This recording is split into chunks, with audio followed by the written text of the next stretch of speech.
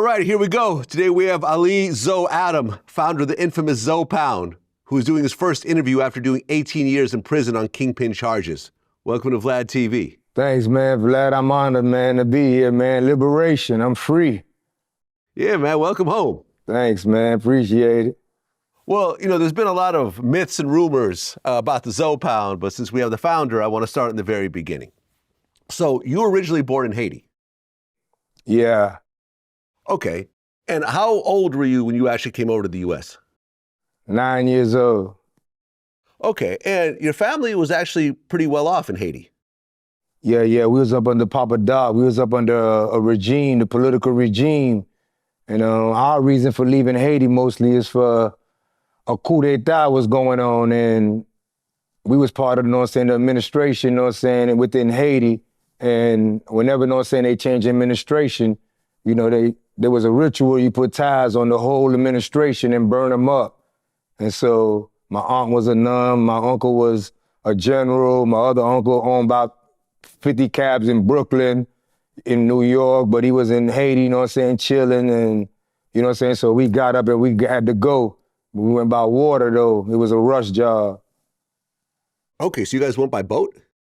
Yeah, we went by boat, man. I actually lost family members, too. In the middle of that water, man, it's deadly. Lost like 3 aunts, 2 cousins.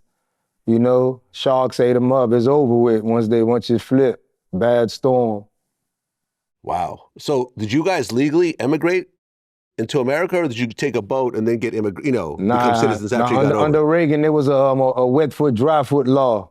You know what I'm saying? My mother, swore in, to become citizen, and automatically made me a citizen. I could post. Okay. So now you're 9 years old and your family is in Florida. Yeah. A situation happened with your mom where something happened to her back? Yeah. She was in immigration, and her back, it was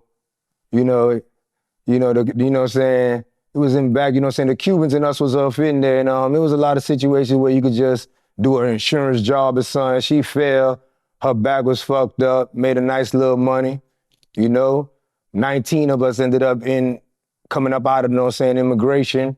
19 of us stayed together, and we bought a store, called Carol City Supermarket, where all the big dope boys hung in front of my mama's store at 9 years old. Like, ain't nobody could make me, like, all the big dope boys in front of my mama's store at 9 years old.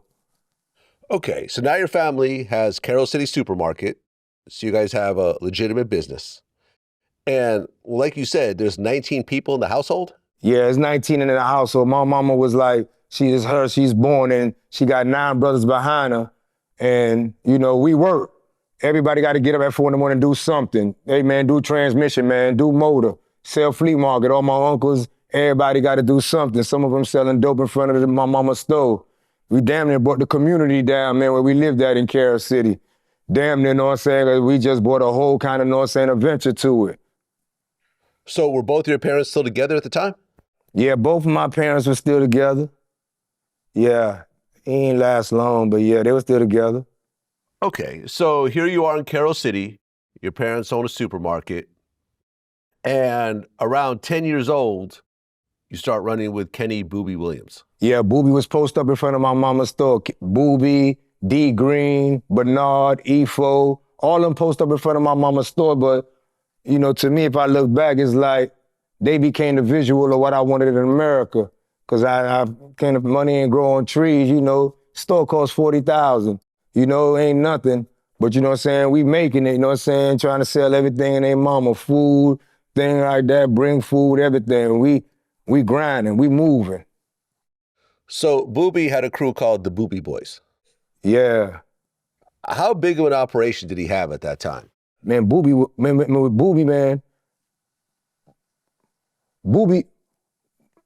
like, dude just, Booby actually in the matchbox, within the projects, because a lot of my family moved on from a lot of places within Carol City. Some moved in the matchbox, some moved in Murder Grove, some moved in Rolling Oaks. And we lived in Rolling Oaks, some moved to Scott Park, some uncle moved in Little Haiti.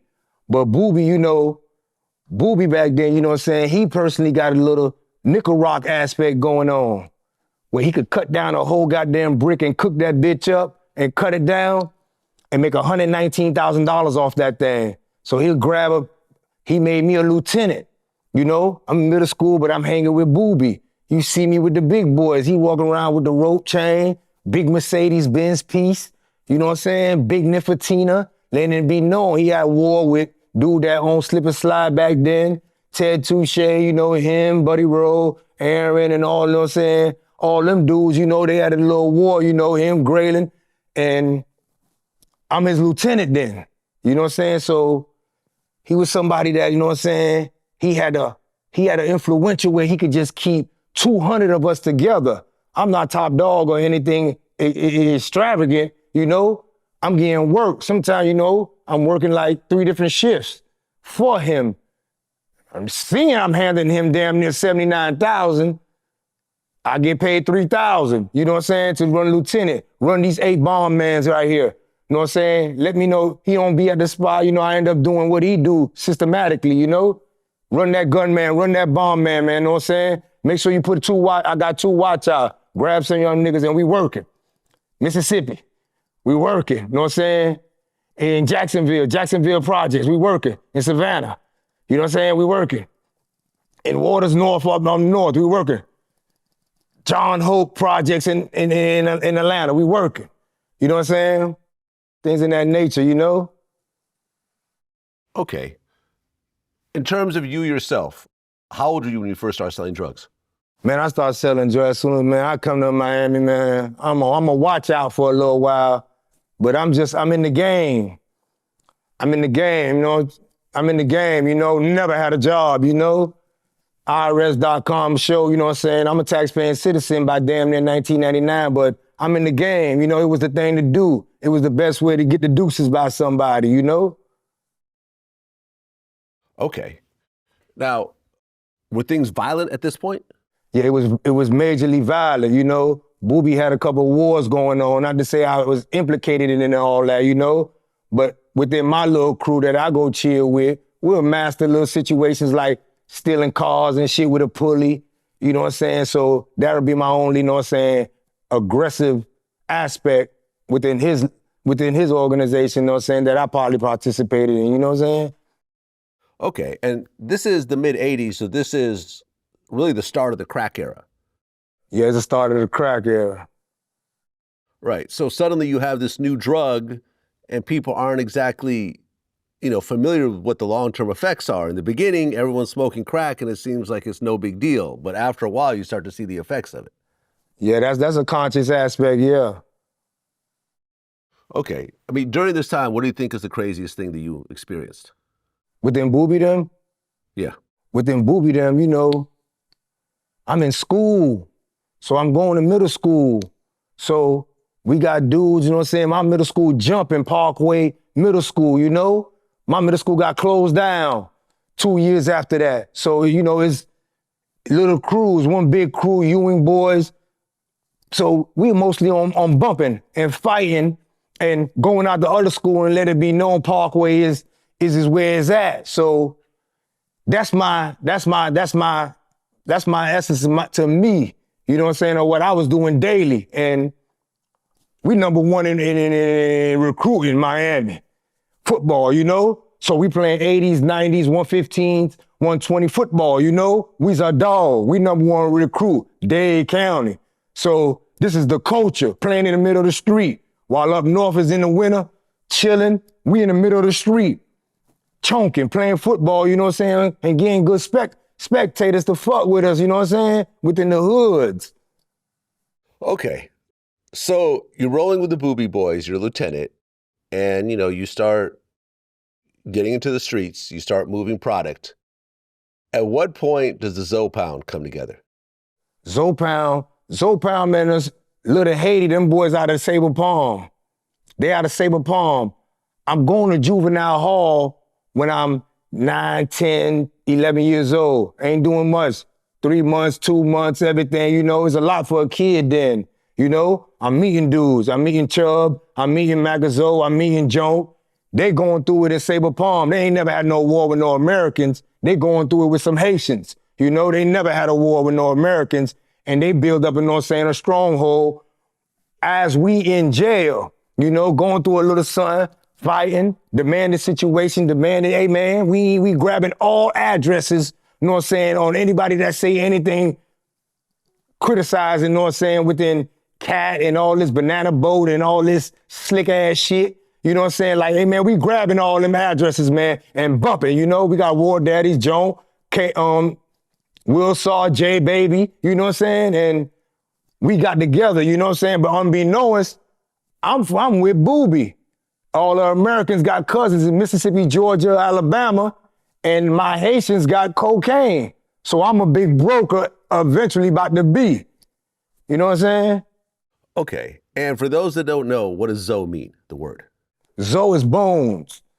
Bones, you know what I'm saying? It come from, you know what I'm saying, really, you know what I'm saying, fighting in jail, you know? Jail, you know what I'm saying, it don't make a dude numb. Dudes still start cultural situations within jail, you know? And within that part, that aspect, that era, you know what I'm saying? Americans, there's a lot of dudes that could claim as Haitians, they are Zoes, or firefighters are Zoe, or nurses are Zoe, or police officer, if he Haitian, he's a Zoe. We gonna step 2 feet in front of you and let you know it's a Zoe. So ain't no founder word. Founder, I really don't understand it, you know? How who got more money, I understand shit like that, but ain't no founder word, you know? On LLC, I got it. Okay. So the original Zoe Pound was 19 people? Yeah, it was 19 of us. We stayed together, we chilled together, and, you know, we going over the oppressors of Jump Out, you know? We got dudes kitchen, we got dudes, you know what I'm saying, Jump Out, they mean. They ain't playing the radio, they come through slamming motherfuckers, whooping a nigga, you know what I'm saying? And we trying to stick together, you know what I'm saying, not catch bullshit cases, because dudes catching bullshit gun cases, they getting planted shit on them. So, and at the time, you know what I'm saying, just a war with a crew sat boy with some Haitian dudes, you know, within their aspect, you know what I'm saying? But we mostly just sticking together, you know what I'm saying? I had a lot of American, you know what I'm saying, values that they got up out of me, you know what I'm saying? I'm trying to smoke weed and cocaine, you know what I'm saying? Because it was culturally with my American homeboys. They getting me out of situations in that nature, you know what I'm saying? But I'm always on some, man, boy, where is that? You know what I'm saying? Okay. And the founders, you know, the people that first put it together out of the 19, there's of course you, Macazo. Definitely Magazo, Chubb, Joan, Annie Pooh out, Go out. Happy can go, Happy came late in the aspect as a big investor, but you know, I don't want to leave none of them boys out, you know what I'm saying? Most of them ain't on nothing, ain't doing nothing, you know what I'm saying? Don't watch me, you know what I'm saying? Most of them just, you know, politicking, staying in people's mansion, you know what I'm saying, in the passenger seats of houses, and I ain't on that. I'm on some, man, why you don't get your ass on, you know what I'm saying, 62nd Avenue and protest? Haiti is in disarray. You know what I'm saying? We having issues, man. They screaming I'm on culture. You know what I'm saying? Like, I'm on culture. Like, man, how can I advance this? I know the government of Haiti very well. Me and Wyclef go chill there, talk to kidnappers, wheel and deal, bring book bags, soccer bags. I'm always in Haiti. I'm on 3 passports. You know what I'm saying? I couldn't do a month without going there. You know, I'm on a beach resort, apartment complex, all that, but niggas got my shit hostage now too. My mama shit that I must get. Okay, so right around 93, Death Row and Luke have a whole beef that's going on. Yeah. You know, there was a Dre Day record where they diss Luke and they have a video, and then Luke makes a video, Cowards in Compton, and there was a situation when they came to Miami. Yeah. What happened? Yeah. You know, Luke, he always funded Optimus football, and like I say, within the Haitians, you know what I'm saying, even go on war with other Haitians, Americans respecting the demonstration, finding 8 bullets in the dude, different bullets, different pistols, you know what I'm saying? They respecting the demonstration. And Zoe Pound getting a name. At the same time, the feds is putting us on newspaper. Zoe Pound wanted for 40 bodies. Shit ain't much got nothing to do with the pound. But, you know, ain't nothing like hanging at Luke's spot. You know what I'm saying? Luke got the $1 million house. He fucked with God bless his dead Chubb the long way. So, you know, we be like, go with Chubb to Luke, you know. They screaming though on Luke. Luke's bending over and Luke's getting fucked. Got teeth in your mouth so my dick got the fit. And we ain't going about that about Uncle Luke. So, you know, Uncle Luke, he ain't really no person, you know what I'm saying, push the issue, you know what I'm saying, where it's majorly violent, you know what I'm saying? But be like, hey man, yeah, they can't do this show on Hollover Beach. They got a big show, Hollover Beach, Snoop, Dre, Dr. Dre and all that. So we go there, make some noise. Y'all get the fuck on, man. They drop, roll like it's a fire and get the fuck on. You know what I'm saying? Things in that little nature. You know what I'm saying? For Luke, you know, no matter Cube too, he done went through it, got us on song. You know, you can't scream lynch mob in Miami. There's only one lynch mob. And sometimes that's where Booby really, he got visitors because we got the big club, Tonio and Ted, Chris Style. Luke's on the beach, which is Uncle Luke hub home, and that's our spot.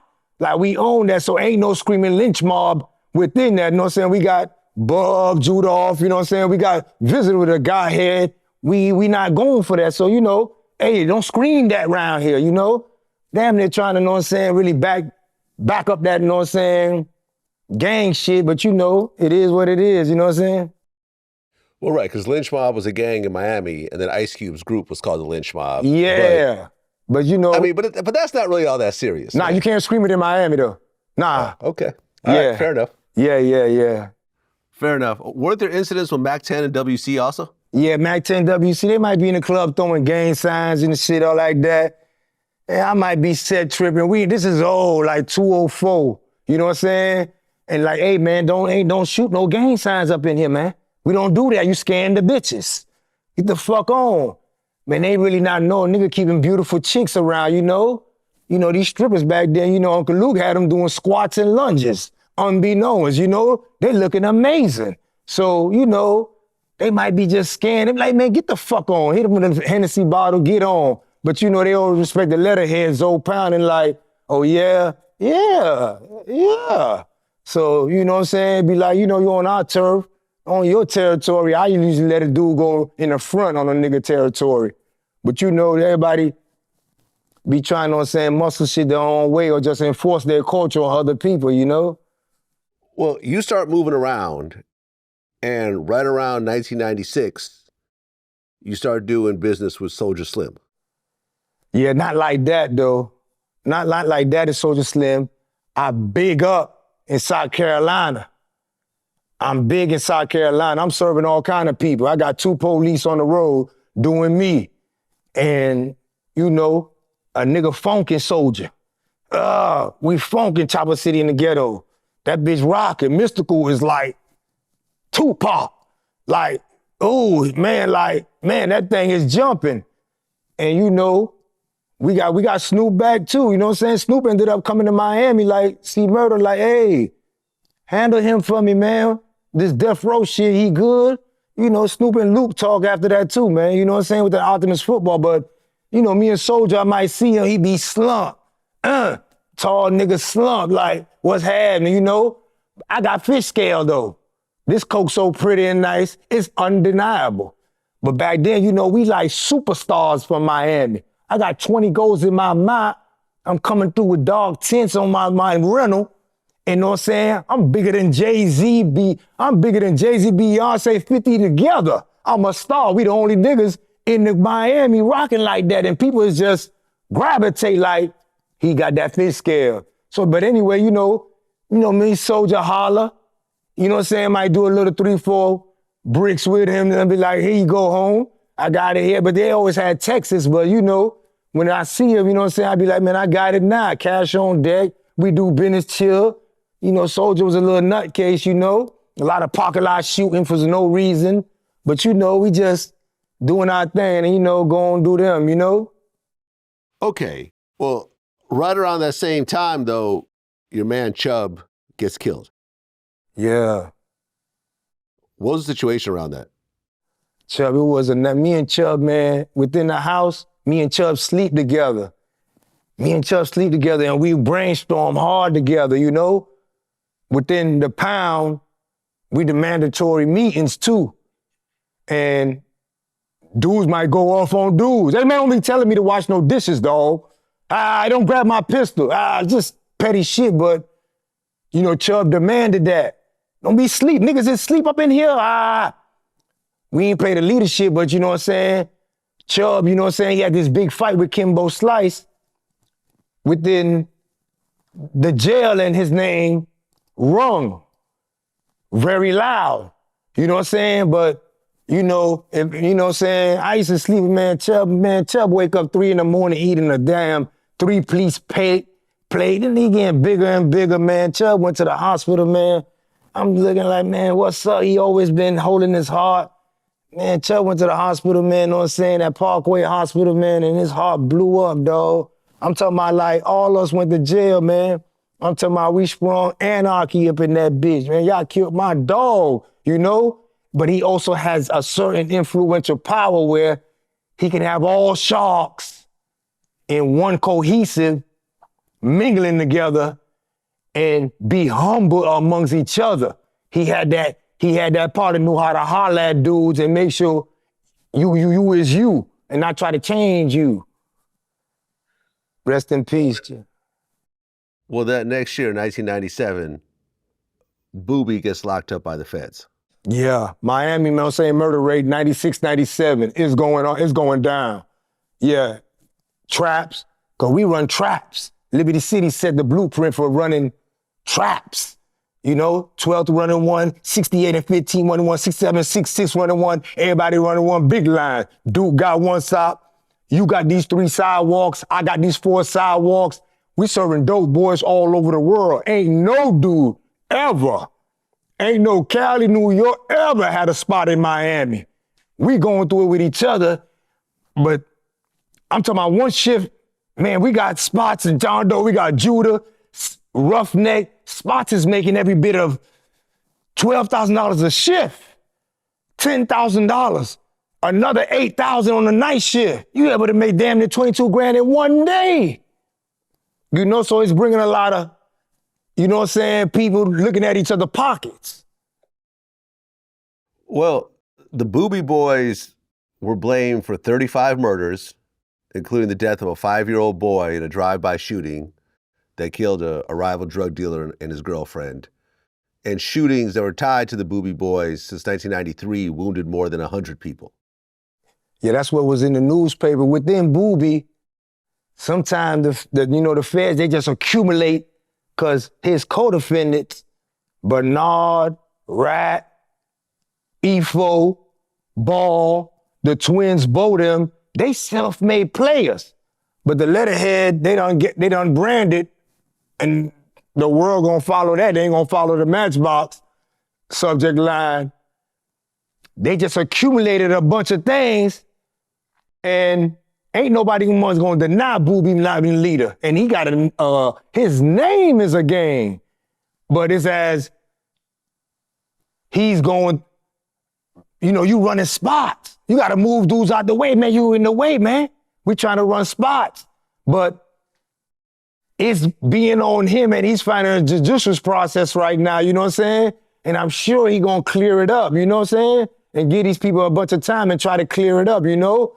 It was anarchy because his positive issue is, hey, I'm gonna buy this store, I'm gonna buy that laundry for you, I'm gonna buy this, you know, Thanksgiving drive. He trying, you know what I'm saying? Positive aspect at hand, but you know, it's something that he fighting though, you know? Well, yeah, he gets locked up in 97. By 2000, he gets convicted on all charges. Yeah. And he's still in prison right now. Yeah, 238 dudes, yeah, fucked them in the game. Yeah. What really changed in Carroll City after the Booby Boys were taken off the street? They closed down the projects. Wow. Okay. Yeah, come be known as they about to build this Dolphin Stadium. And I guess Wayne Huizenga and Steve Ross, them like, yeah, clear this shit up, man. You know what I'm saying? And we ain't really like getting together. Our congressmen and district commissioners, I guess they lobbying for them, man. They ain't no more. They done squeezed in, man. Little Haiti is 5 blocks now. You know what I'm saying? They done squeezed in Brown Sub. They done squeezed in Carroll City. they don't really like, you know what I'm saying, did a number on us, you know what I'm saying? We ain't really get into politics to understand what's going on back there. So we looking at each other and they playing a money, an economic game. Okay, so by 1998, your drug operation is in full swing. Yeah, I'm in full swing by then.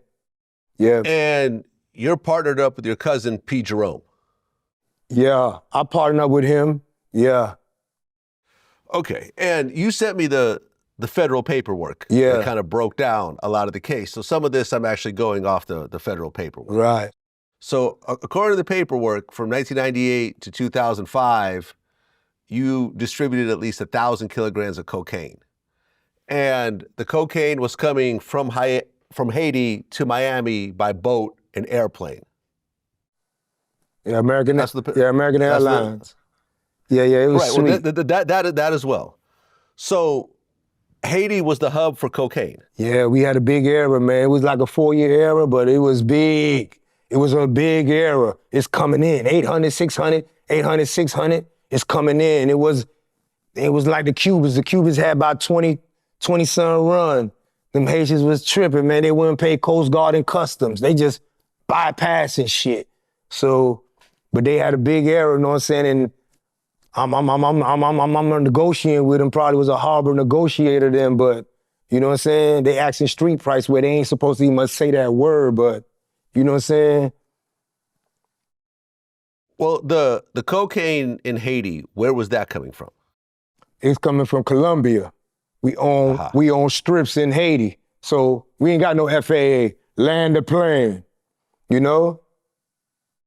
I mean, at any point, did you ever try to go direct with the Colombians?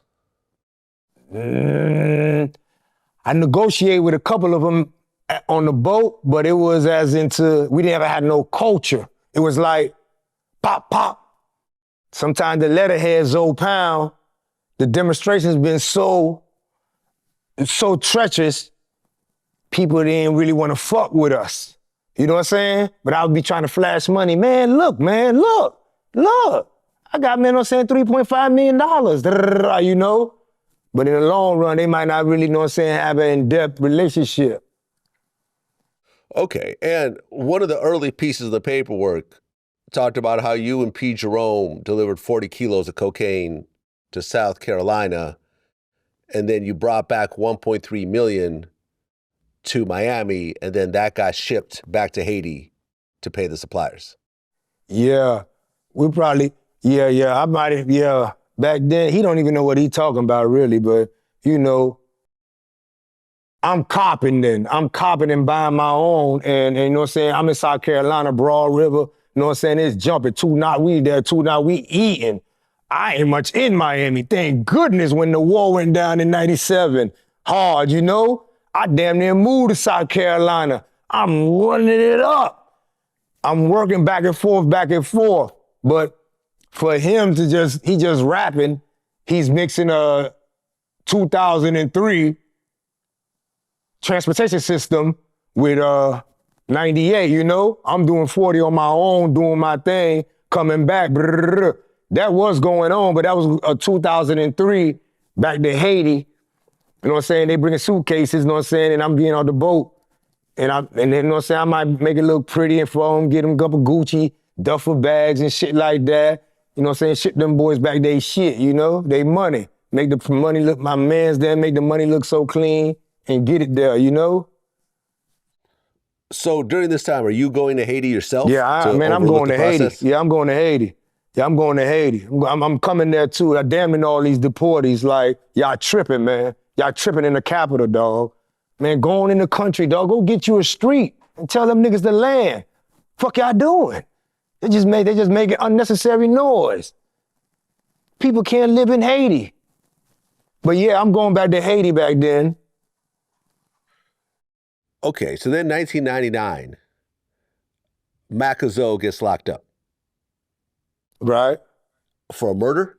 Nah, he shot 2 Haitian dudes that they claim he did, you know? But the 2 Haitian dudes, you know,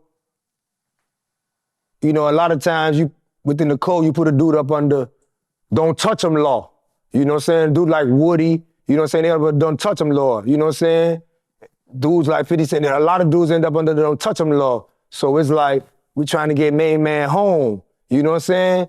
But they're not really respecting the recants and a bad altercation, you know what I'm saying? And, you know, Magazo, he be doing anarchy shit because he gets deported when he get out. But, you know, he know what it is. He getting shipped back, man, to Bahamas. It's over with. He ain't seen America no more. So, you know what I'm saying?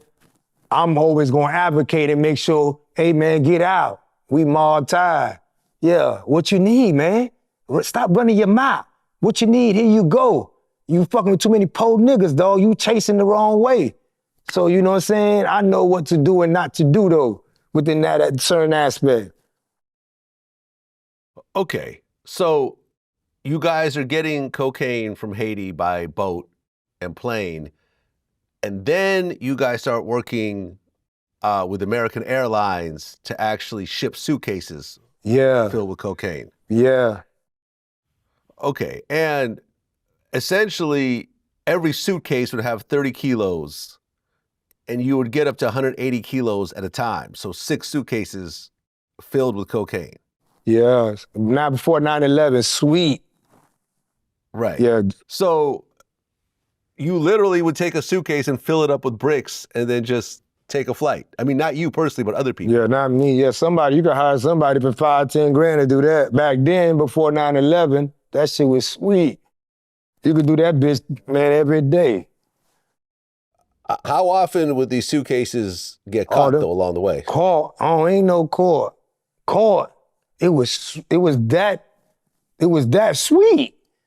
Nah, ain't no caught. You know what I'm saying? You might as well get one of them airline workers and it was a whole different ball game then. It was sweet. That was like, yeah, man, I'm going to get my own shit from Haiti. I'll be back. I mean, my man Walker got caught, though.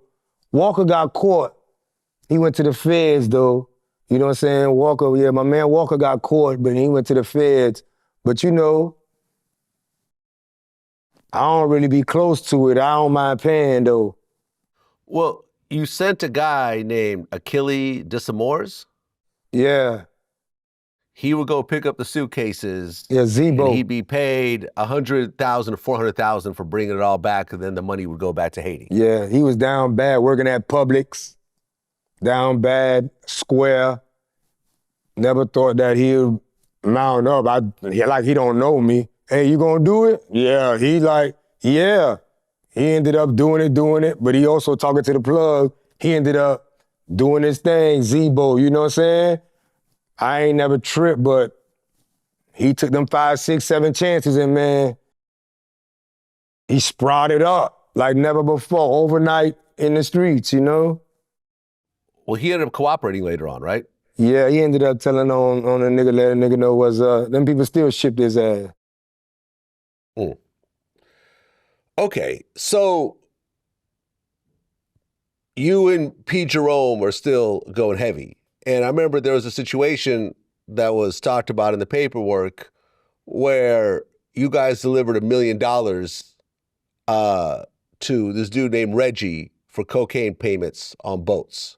Yeah. And at one point, P. Jerome actually starts cooperating. Yeah, they come to him. You know, it was 115 dudes testified on me. He's just one of them too. You know what I'm saying I'm making them good money. And yeah. Okay, and by this time, you guys became the biggest drug supplier to Carroll City. Not Miami. Miami, my bad. Yeah, Miami. Like, right. I never thought I could sell weight. I was doing traps. But by the time I ended up in Miami, I done discovered, oh shit, I could sell weight. My man, Alex Harris, you know what I'm saying, rest in peace, you know what I'm saying? He was my man. These are the dudes I should be compared with. My man got buried in a Lamborghini, yellow Lamborghini 202. He only had 2 years and a half out there, but Hustler Award, I give it to him. He with it. Man, he just wanna grind and get it. But I'm selling weight now and dictating prices. Say 15, man, watch what happened. Say 17, man. Man, say 17, man. They going for it, man. Man, listen, man, it's Christmas, man. Say 20, man. So he giving it to me. He had the time too. You know, I ain't going to jail. I ain't going to jail from 85 all the way to 207, no jail. 4 months was the max. So I'm getting laced up by him. Well, right. You guys are getting the weight from Haiti, and then you're supplying all the low-level dealers all over Miami, and you're giving them the weight on consignment. Yeah, consignment. Okay, but you know how that goes. People are going to fuck up the money. People are going to sniff it up. People are going to get robbed. Police are going to seize it. One thing about what a dude used to recognize you as a street dude was listening. So I could give you something and say, what's up with your Chevy? Man, what's up with your girl that stay over here, man? But what's up with that gold chain you wearing? These things was high value. You know what I'm saying? Will you still be post up over there? Yeah. Oh, here you go. Go ahead. You know, to a different era of the day, you know what I'm saying? Dudes making crazy songs, rob plugs. You wasn't into that. Robbing plugs wasn't of the thought. It was like, man, listen, I'll be right back. I'm like 1,000 All right, cool. But you know, some dudes that have money or half of the money, but you know, dudes came back. You know, they wanted more. It was clean. This shit was too clean. They look at it and say, oh my gosh, I'm about to change my life. So you mean not a single person? I mean, because people end up sniffing up the product sometimes. Man, they know people have addictions. Yeah, those are called basers. They're called junkies. Like, I'm fucking with made mans who, you know, the government is calling them, you calling them lower level drug dealers, but they got money for two. All they want to do is look good. Ride right, have a chain, and make their little money, but they walk acting like they looking like $1 million. Really ain't. So I know that persona, so I ain't tripping. But they're living a higher life than just labeling them a lower level drug dealer, you know what I'm saying? What would happen when the police would seize their product and they still owe you? Yeah, a couple dudes, you know what I'm saying? I have to wear it, but I want to see a police report. That doesn't happen. I have to wear it, want to see a police report. You know, dudes might be like, man, lawyer fair. I damn near got 4 lawyers. I got these bullshit lawyers. Ended up getting 3 good lawyers. But you know what I'm saying? Hey, man, you know they'll come and just, I'll be like, I just lost. And you want me to sponsor the lawyer too? Like, what happened to your money? Gonna find out you fucked up. You know what I'm saying? I'd be like, dang, I gotta weigh everything. You know? Well, the area that you guys worked in Carroll City was called The Block. Yeah, Murder Grove. And on the block was a bunch of lower level dealers. Charles Leon Davis, Jeffrey Major, Shenga Ritchie, Derek Scott, Travis Howard, Anthony Brantley, Leslie Paul Smith, Elijah Snell. All of them cooperated against you at one point. Yeah, that's what the paperwork say. But you know, it was more dudes that kept it coded with a nigga. Like, boy, that boy looked out, man, you know? And it was as into, you know, I was the dude that you had to get from, though, you know what I'm saying? And I escaped that indictment. I don't even must get indicted right then and there. You know what I'm saying? They happened in 203. The block was from like 2000 to 203, and the indictment came after that little run there, and it's like, I escaped up out of there, and you know what I'm saying? They in there. They screaming me. I'm like, man, I know I ain't on no phone call or no nothing. You know, back then, I never knew how broad the word conspiracy was. I know I'm not red-handed, because I don't mind paying you and let you do you, and you get it for the low. So I ain't really tripping. You know what I'm saying? But you know what I'm saying? That went and came, you know what I'm saying? Well, around that time, your uncle, Gary Jerome, AKA G, got involved. Yeah, he was always my road runner, But, him and, the other two police, they still on the run. They ain't been caught. They doing them. Well, right. He was a crime scene investigator, not an actual police officer, but close to it. He get the van, crime scene, Miami police crime scene investigator. He can get the van and ride out that bitch. Right. And he was moving millions of dollars. He would send the drug money to Haiti and also move at least 125 kilos of cocaine back into Miami. So here was a cop that was actually drug dealing at a high level. Yeah, because you can't get rich without transportation. Transportation will get you rich. How do you get it from point A to point B fast, as rapid and consistent? Everybody got product, but if you could, back then, if you ain't had no mean transportation, you wasn't gonna get rich. You know what I'm saying? My 6 million, posted up here, 5 million here, chilling, you wasn't gonna get rich money. You know what I'm saying? Like acting a donkey, I got it for whatever, I mean, did you own any planes or boats during this time? I had on a boat with a dude, is in his name. I had on a boat. That run wasn't going good. Coast Guard was giving a lot of issues with it. You know what I'm saying?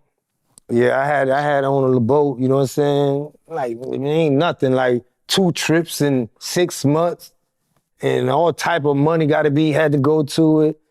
You know what I'm saying? It was a little bit of a headache. I was all over the place. Okay, and around this time, you met Diddy. Yeah, I was deep in the industry since 96, really. Wyclef, he sold 24 million, so started off A-class, Back then, in our hood, we had a man named Uncle Al, Khaled and nothing. Uncle Al. Like, that's that boy, like, he on the block. He put 10 speakers up here this way, 10 speakers 20 foot high on a block, and we cooling. We jamming, we cooling and doing us, And, so the music shit was always essential to my essence, you know what I'm saying? It was always essential to my essence, man. Well, when Diddy would come to Miami, you made sure he was good. Yeah, I fucked with Wolf, God bless his dead, heavy. You know what I'm saying? He man ain't no bodyguard. He was his main man, Uncle Paulie. You know what I'm saying? I see Uncle Paulie, he ain't much yelling on Diddy, man. You know what I'm saying? And, D-Mac got a Mansfield Crips. We but we tight, we get through. I'm trying to chill with him. Justin's on Mondays is amazing. The white parties, oh my gosh. The Hamptons, them bitches is incredible. We got Eric Von Zip, you know what I'm saying? Funny dudes, you know what I'm saying? So we coolin'. Von Zip is, boy, Puff, boy, you running red lights faster than JFK. You know what I'm saying? He the dude, he that big. Well, around this time, you'd actually bring drugs, recreational drugs to Puff. Yeah, he was always cool. And him, Kid Rock, Naomi, Andre Harrell, they all coolin'. I don't know about what's going on right now. I know we used to say shiny suit, so I don't know what's happening, for real. We used to always say, man, shiny suit, but that was his issue. I thought it was a hate crime. I'm cool. Okay, and you're getting involved in the music industry. Freddie P from the band was signed to you at one point. Yeah. I released Freddie P from the band from Puff. I released Loon from Puff. Mason Jim Jones had a big issue where he needed my ear to get in Capo ear. Jim Jones had an issue, he couldn't get on 106 in Park. It was just 10 little slots. Stephen Hill was hard to get to. So, I'd be like, man, I'm gonna try to get him, man, to start breathing on Mace. Puff, I'm finna spend a lot of money, man. I ain't with the beefing. So, one thing about Puff, I always regulated, you know what I'm saying? Like, what's up? All right, let me see what's up. Let me try to holler at him. Let me tell him, know what I'm saying, a way where he could benefit to see, we our own little government with hip hop, so it's like, a nigga had their best interest, you know what I'm saying? Well, at one point, you meet Birdman. Yeah. And you guys start playing dice. Mm-hmm. Yeah, I put that out a lot, yeah. What happened in that dice game? Ain't nothing. Shooting little dice at Circle House. You know what I'm saying? And you know, his name big, Cash Money, got the fame. You know what I'm saying? But we got a block in Circle House. We about 20 deep, doing God Bless the Dead Toro album, you know, and shooting dice, you know. Hey, Birdman want to get in. You know what I'm saying? I ain't got no money. I'm like, hey man, yeah, I got 100 grand. Yeah, T-Fware. Get him 100 grand out that Benz, man. You know, come back, he see, this is the face right here, cash on debt. So, you know, he play, lose about 28,000, you know what I'm saying? We chop it up and talk, you know what I'm saying, and holler, find out, you know what I'm saying, culturally, you know, we both got Haitian ties, Louisiana, New Orleans, you know what I'm saying, descendants of Haiti, you know what I'm saying, chill, you know, he kind of hears Zoe Pound, Miami kind of like, oh, they with y'all? That's Zoe Pound? They laid a red carpet for him. Y'all Gucci. Right, because at one point, Baby and Wayne and all of them, they move out of New Orleans and they set up shop in Miami. That part. Yeah. Did the money that he lost in that dice game, did he ever pay you back? Nah, man, he gave me a little back here and there, but you know, yeah, he gave me a little back here and there, man. You know, Stunner know how to move, and it's like, if I look back, I thought I could have a better relationship. But if I look back, I look at certain words that symbolize me to let me know who you are. He kind of told me, man, I ain't never letting nobody on my album, man. I ain't got time for that. I'm gonna release my shit and put it out. You know, I'm trying to be extra favorite and shit to see if I could jump on and take a lead on there. But if I look back, he damn near warned me. Well, you talk about how you hang out with Wyclef a lot around this time. Now, Wyclef's cousin is Haitian Jack. Yeah. Did you meet Jack around this time? Yeah, me and Jack, we coolin' and we around, but, you know, I just know of Beverly Hills Haitian Jack. You know, I don't know him when he was the A-team in Brooklyn. You know what I'm saying? And, you know, fool, you know, we around Madonna, Heidi Klum, Seal. We coolin', you know, but they got a little conflict with him and Jimmy, and I ain't really fucking with dude in that form, but he the hangout. He got Sunday night in Crush Stations in Beverly Hills. The whole floor is a fishing pod. We in there, you know what I'm saying, getting some exclusives for the night. You know what I'm saying? Yeah, he doing his thing though, you know, and that's, you know. Yeah, I mean, there was actually a shootout that happened in Crustaceans at one point, and then he ends up getting deported. Yeah. Yeah, now he's the Dominican Republic. Yeah, who that was? MC Light brother? Yes, yeah. Yeah. Yeah, something like that. Exactly. Yeah.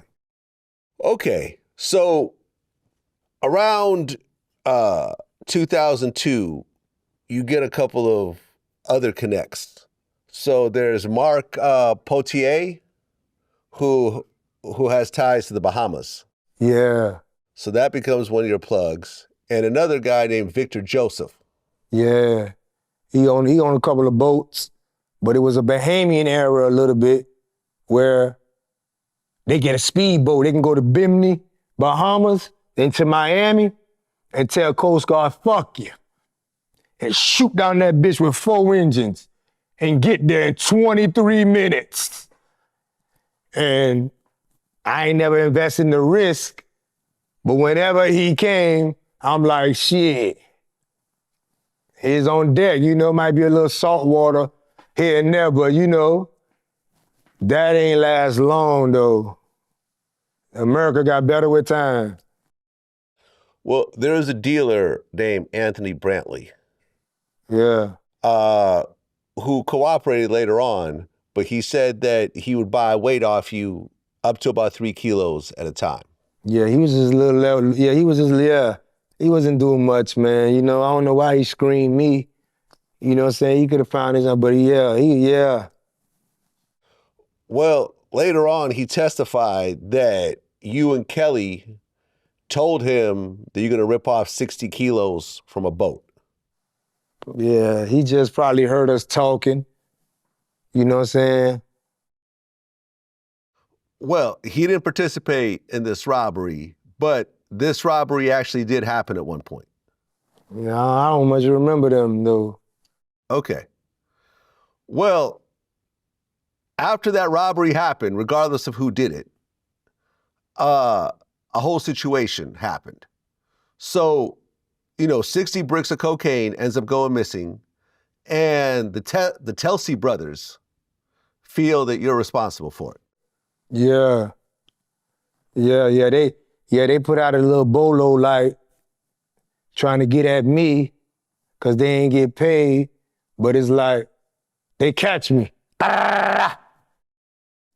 My man Joe is driving. Well, hold on. Before you get to this part, because I just want to set up a timeline.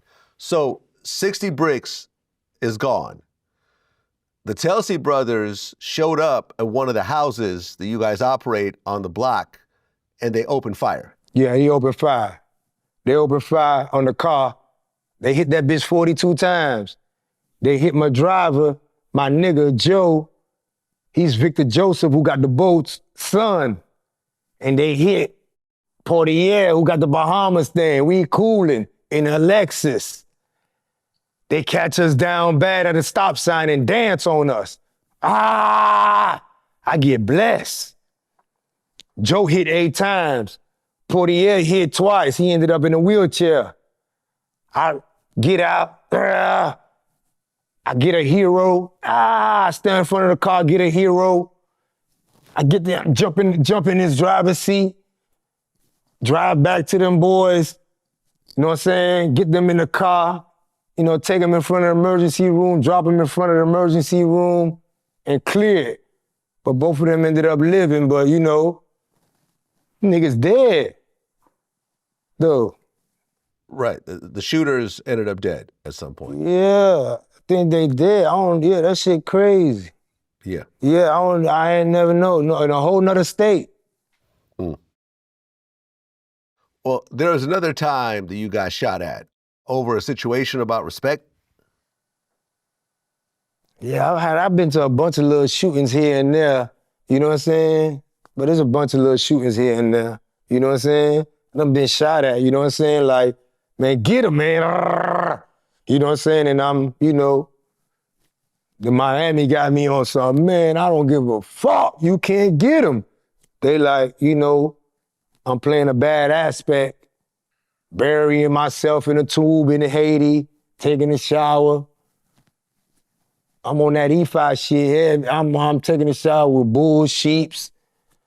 I'm doing all type of shit, you know what I'm saying? If you ask me, I feel like that's what got me locked up. But, I'm living real foul spiritually, you know what I'm saying? But, I'm coming up out them motherfuckers, though. How many times did you get shot at altogether? Man, we used to just, that shit used to, it was just a bunch of times. It's so many, But, niggas stay strapped. So it was a different thing, too. Like, back up, man. You know what I'm saying? Or whatever it is, Well, you guys ended up beefing with another Haitian gang called the SAP Boys. Yeah, that's some 90, 91, 92 shit. Okay. With Zoe Pound and Saber Palms. Uh-huh. Yeah, it was just with the Haitians. Okay. Because you guys... Ain't no beef with no Americans. So you guys never beef with any American gangs, just other Haitian Nah, gangs? top six, Pakistan Haitians. You know what I'm saying? All them boys they had a lot of beef with Americans. But as far as Saber Palm, nah. Nah, ain't none with John Doe, ain't no with Bub Lynch Mob, ain't no with no 12, ain't no with Booby Boys. Ain't none. Okay, so right around 2002, Gary Shared Kelly, AKA G, gets out of prison after doing 12 years for cocaine. Yeah. And you guys start to become close. Yeah. My nigga Graylin Graylin, he American. He out of Kansas City. Rick Ross, when he wrote his book, he looked up the Booby, but he wrote 15 pages about Graylin. This the most feared nigga that I know. My Cody, my mayor, you know, we holler. You know, I baptized his son. You know what I'm saying? I had 17 God kids though anyway, but you know, he out. But I was thinking of just clearing it, but he was, when I talk to him, he don't watch me. He be on the agenda. And I'm thinking, you know, he just a name, very playful. You know what I'm saying? While you around, he just, what's up? What's up? What's happening? What's up? What's happening? What's happening? Like he one of them, you know, and nice size, 6'4", and I be asking him, man, you did 12 years in the feds, why the fuck you got with me? He ended up going back. He got indicted with me, caught 30, 20, and 5 years for violation of probation, you know? He was always on some militant, I can't lie, even though when he like, man, I ain't going back. I'm like, all right, cool, man, we good. I've been hearing this shit. But boy, I can't lie, when they came for him, he shot that police 3 times. He shot that police got hit, fucked around 1 time.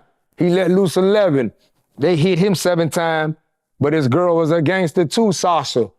You know what I'm saying? She jumped on him. Y'all gonna kill him.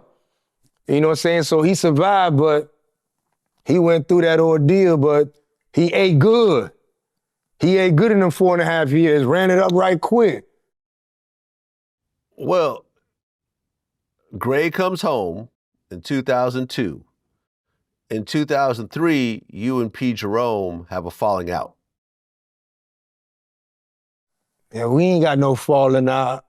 Yeah, he think I went in his house and he had a little 1.7. He think I went in his house and took 1.7, told his mom and my uncle I did it. What the fuck you talking about, man? What the fuck I'm gonna do with your little patience? But a lot of time a dude don't really know what to do to go try to do shit himself. You know what I'm saying? I ain't got the money anyway, but he tried to do it himself without being guided by a nigga and got caught. I ain't got nothing to do with what you got caught for, man. When you fucking with me, a nigga got your best interest, dog. But he got hit and, you know, he tripping about that little, I don't know nothing about your money, man. You know what I'm saying? Why would you say me? I got love for my niece, my cousins, them, and my aunt and my uncle, man. But, you know. Well, yeah, so he gets arrested and he goes to prison, and then Gray, AKA G, becomes your new right-hand man. Yeah, me and Graylin was real tight. You know what I'm saying? We was real good. We tight, man. Okay, so then a bunch of shit starts to happen. There is this guy named Leslie Paul Smith, who worked as a, distributor on the block. He ended up cooperating later on. He said that over the years, he got about 70 kilos from you and paid you about $1 million. So he had met up with G and gotten 250 grams, and then he gets arrested. He gets out on bond, he meets up with you and tells you about what happened, and he claims that you told him you'd get him a lawyer, but at that point you just cut off all ties with him. Yeah, that's his aspect of looking at it. And he the feds got something called 851, an armed career. That's why a lot of dudes in white collar, you cannot be triggered as 851, an armed career in white collar. But when they hit the 851, if you got 3 grams, your offer is a life sentence. Your offer. Yeah. Maybe the judge might give you 30. They them niggas screaming right now in the feds trying to educate it, but he screamed. He screamed me. He screamed, man, big fish. It's 115. He screamed, man, he got a big fish. You know what I'm saying? Okay, so then there is this dude named Alex Boyer. He said that he supplied cocaine for you between 2002 and 2003. he would give you 2 to 5 kilos at a time, sometimes more. But at one point, he gave you a large amount, I guess around 20 kilos worth. You gave him 50,000, and then he claims you never gave him the rest of the money. Yeah, he made that up to the feds, man. He was the plug. I'm getting it from him. He made all that shit up, man. He got wiggled up out of there. They went on ahead, you know what I'm saying, and took that and ran with it. You know?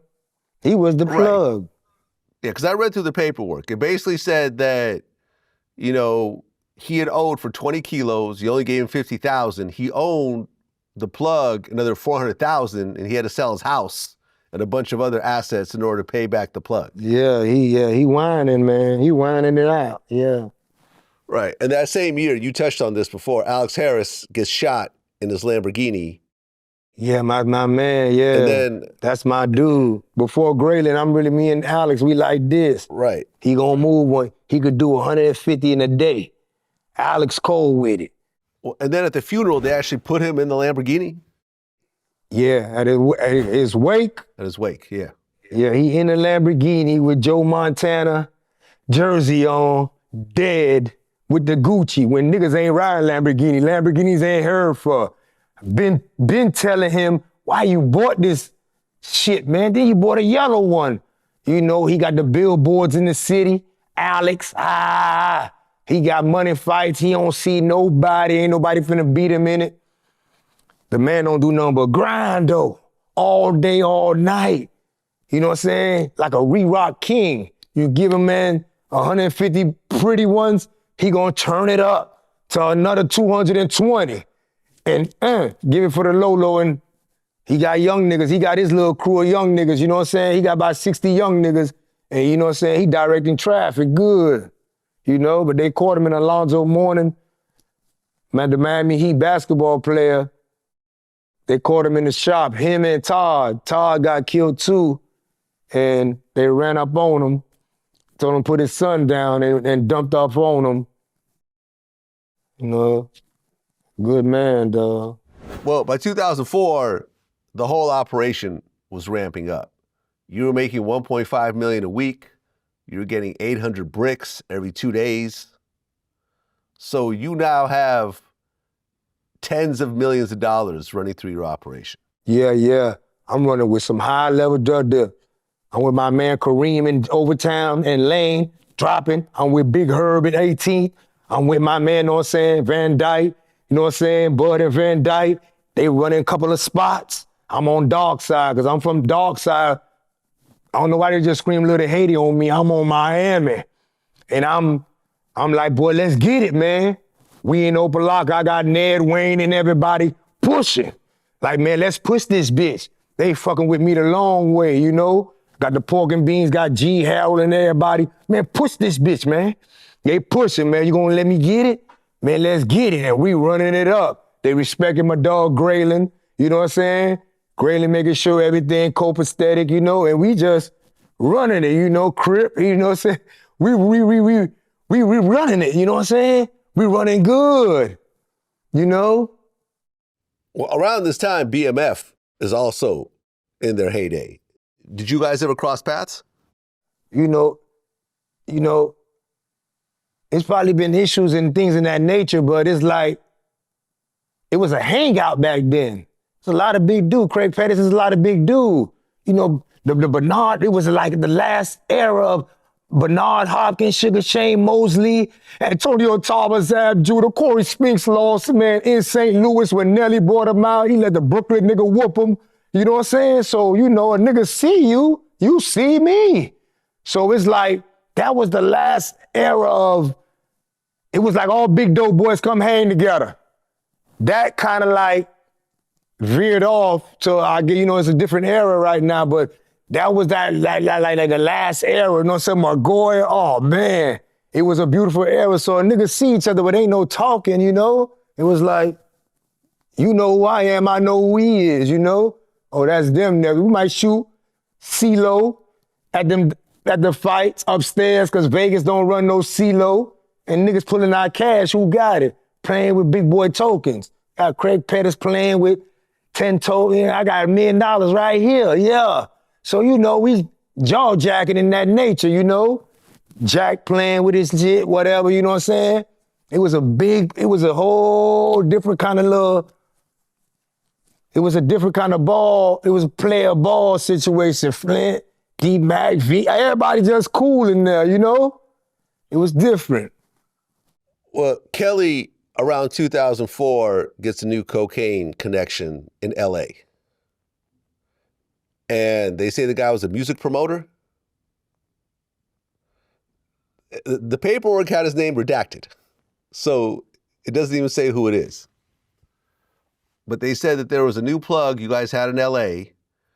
And we fought with Mansfield Crip. And you know, they warn with dudes, and you know, whoever we meet with them, or see the block, whatever Spanish dude we meet with them, you know, we sending it over from there, you know? Well, according to the paperwork, this connect was giving you guys 40 to 70 kilos at a time, but then in 2005, he gets shot dead. Oh, nah. So this has nothing to do. This is all stuff nah, they put together. they threw damn near 24 murders on me. Right. Saying they're happening within my enterprise. Right. Well, because 2 of his associates end up cooperating against you, so. I had about 7 Mexicans, on me too. Yeah. They co-signed them. Okay, so by 2006, things are still ramping up for you. How did you and Jimmy Henchman get to know each other? We met through about 2000 with Wyclef. With Wyclef, he just got out the feds, you know. He cooling. And we tied knot quickly, you know. He playing big boy games though. I'm playing with C&D artists, you know, Big Gip, you know what I'm saying? I'm playing with Loon, I'm playing with Jones, I'm playing with a bunch of, saying, you know, Jimmy really he got Brandy under 20%. He got Mike Tyson under 20%. Don't hang with no artist. He got Akon 20%, you know? He's running a high stake, you know what I'm saying, musical situation where you got Game where, you know what I'm saying, his phone number off the chain. His phone off the chain. Well, yeah, around 2006, I think. Yeah, 2005, 2006. That's when I first met Game. And my first video project was with Game. It was called The Devil's Advocate. Yeah. Right? That was my first DVD. Yeah. So I was running around with Game, filming, and that's when I first met Jimmy Henchman. Like he's with Game every day, essentially, in New York. Yeah.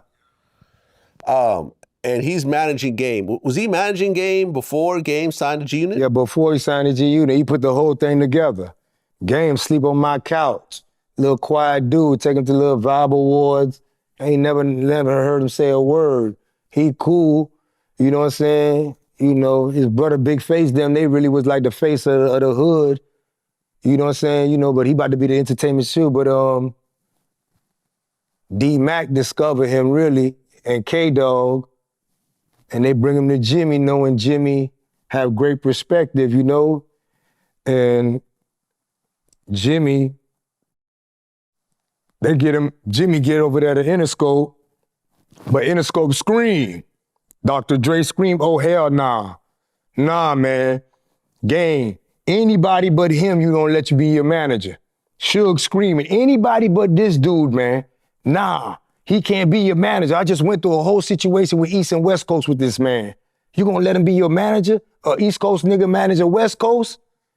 And Jimmy got to sit down with Dre, man. He's met him as a person. He like, man, it's been a lot of he say and she say, and Game stood on 10 and like, I'm riding with him, man. You know? And so, you know, Jimmy, 50 Cent about to come out, he out. Doing extraordinary numbers. We looking up. His sound scanning BDS 1.4 the first. Me, how the fuck? He got 2 hits. That in the club in Wayster, them motherfuckers is jumping. So, you know, Jimmy just really like been hollering at this dude 50 Cent like, yo, Jimmy always cared for anything to do with the streets. Hey man, so you know, I'm there with him, We go find the real 50 Cent, his mother and his baby mom. Pull up, we found, you know what I'm saying, 50 and pulled up on him. Hey man, they go, man, this dude, mom and sister, you got dude name, man. People really didn't just grab shit and just made money off the motherfucker, you know? We'll be like, hey man, you can't do that. You look out for dude. But 50 honored it, he like, man, you know what? Do a documentary on dude, I'm gonna do it. Him and Jimmy get together, they do the documentary, he buy dude a tombstone. Boy, it look good. Good look for you, man.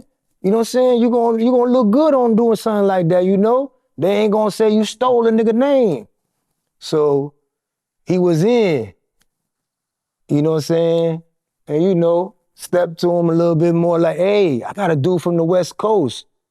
Me and Young Buck really hollering a lot. I'm coming through Young Buck like, I got him right here. You know what I'm saying? Meet him backstage, Office Depot, office, you know what I'm saying, at his show. And Jimmy pitched him, man, make this dude your West Coast G unit, man. He go for it. You know what I'm saying? Them boys do something exclusive, historical. Yeah, so Game joins G Unit and he drops a big album, the documentary, but then things go left. Yeah, I'm in Game here. And Game really on his West Coast thing. I got Jim Jones too. I got to put Game and Jim Jones to do, they do Certified Gangster, they do a mean one. First one Game did, they mad because I did it. Leak out, that thing look good, it worked. But Game screaming, whatever you want, artist. He screaming, man, I'm trying to do Black Wall Street on my own. I don't want to be here no more. Jimmy honoring it. Don't trip. We gonna just holler at dude and tell him, man, you trying to do some shit on the West Coast and you trying to do a lot of things to do with your own empire. He just ate. He can keep that little 2 albums. I'm sure he ain't gonna trip. Game had one of the, probably the best manager within the music industry today. And, you know, I don't know how people don't do the mental health on Chris Lighty, man. Chris Lighty, Shakir Stewart really need a mental health aspect. But Chris Lighty had Magoo, Timberland, LL Cool J, and he got 50 Cent. You know, I'm sure he learned a lot from this dude, Chris Lighty.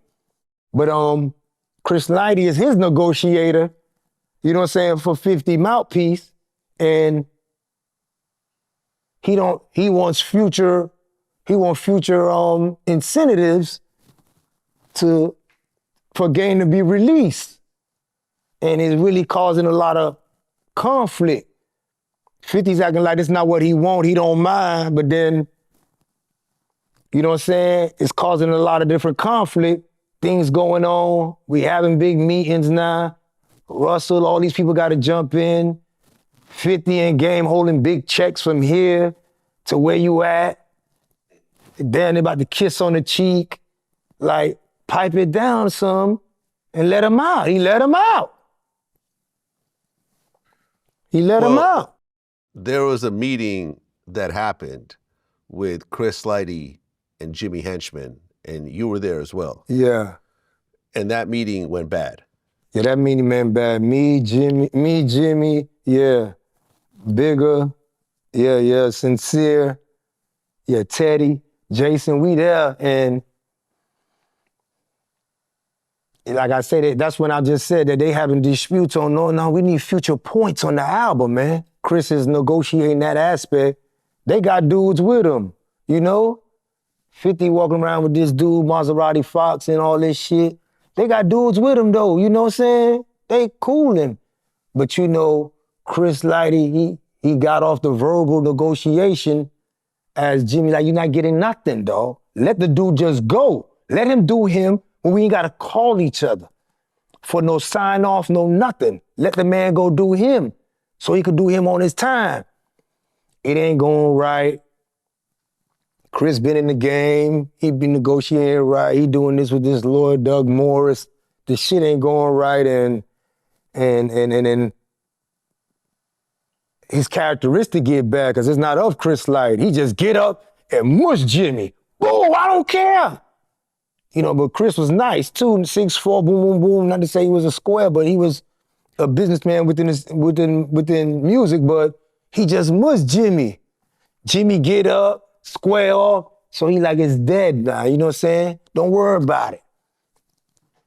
Clear that, and I'ma holler at you, you know?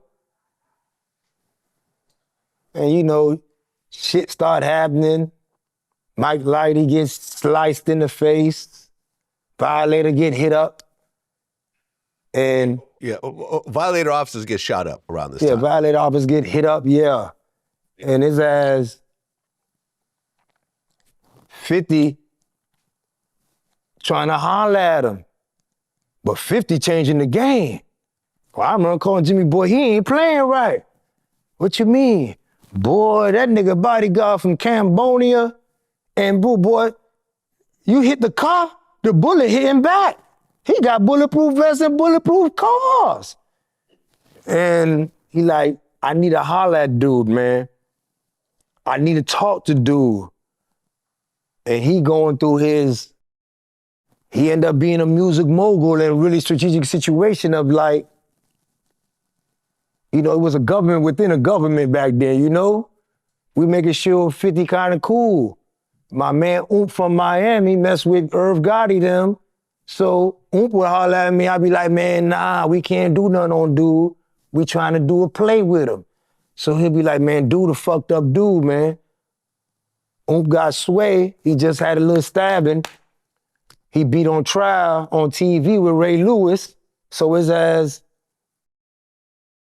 I'm in the mix of everything. And I'm clearing the way for him as far as the South, Miami. So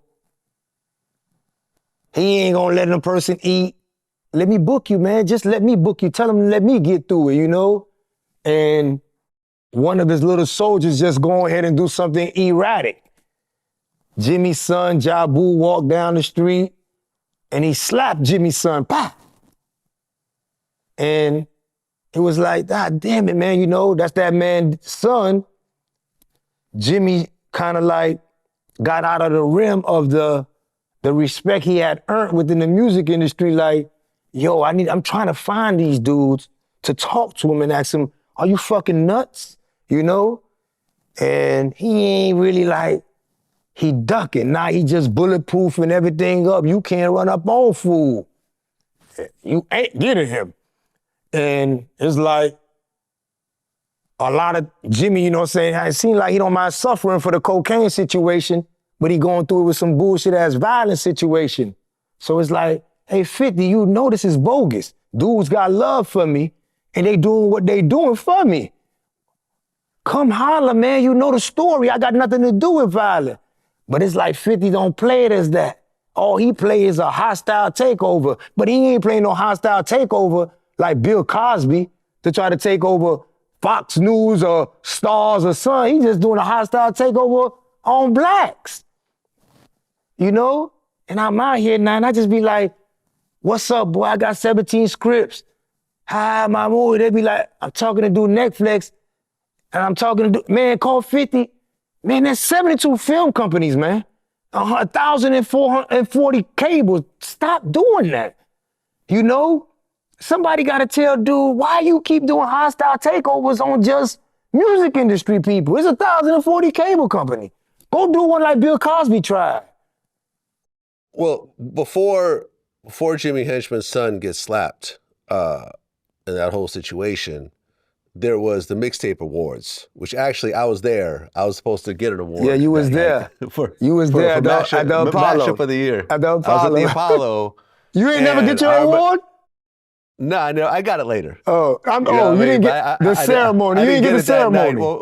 Well, yeah, I didn't get the ceremony because, well, G-Unit shows up deep, and then Game and Jimmy Henchman and all of them show up deep, and altercations start happening, and then after the award show, Tony Yayo's Bentley gets shot up. Yeah. He really like, you know, Yayo, I always try to be like, what's up, man? Sak passe, man. He just, G-Unit, nigga. I be like, what the, man, come on, man. I'd be like, what's up with you, man? He just will, I guess he tied up with dude, but it's like, he bucked for a while, looked like for about 4 or 5 years, try to be his own, try to create an empire. He damn near, you gave him a goddamn oxygen, you know what I'm saying? But then he gonna try to tell him, man, you didn't. Yayo has always been loyal to 50 Cent. You know what I'm saying? And that's always been the case. And after that whole situation, when Jimmy Henchman's son gets slapped up, Tony Yayo's mother's house gets shot up.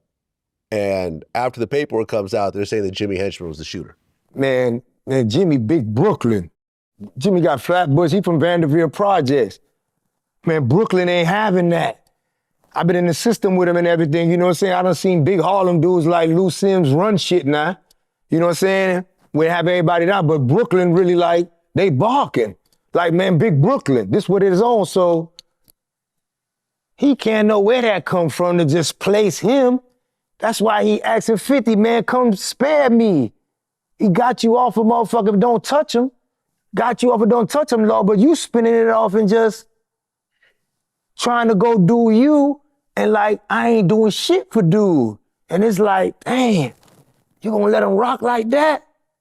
And it's like, he got the power to free dude and free a couple dudes, but you know, his strategic strategy, man, that shit crazy. He just wanna do hostile takeovers on successful black music industry dude. Nigga, I talked to a couple people in Jigger camp when I'm out here, and you know, I'm trying to do a dealing situation with a couple with a video game, Zoe Pound video game, and it's like, man, they like, man, I don't know what's wrong with dude. But he got a mogul, but hip hop ain't his, yo. Hip hop ain't his. Well, after the whole situation where Jimmy's son gets slapped up, the dude, Lodi Mack, who allegedly did it, ends up dead. And in 2010, Jimmy gets arrested for cocaine trafficking, money laundering, and witness tampering. Goes on trial in 2012 and ends up getting double life.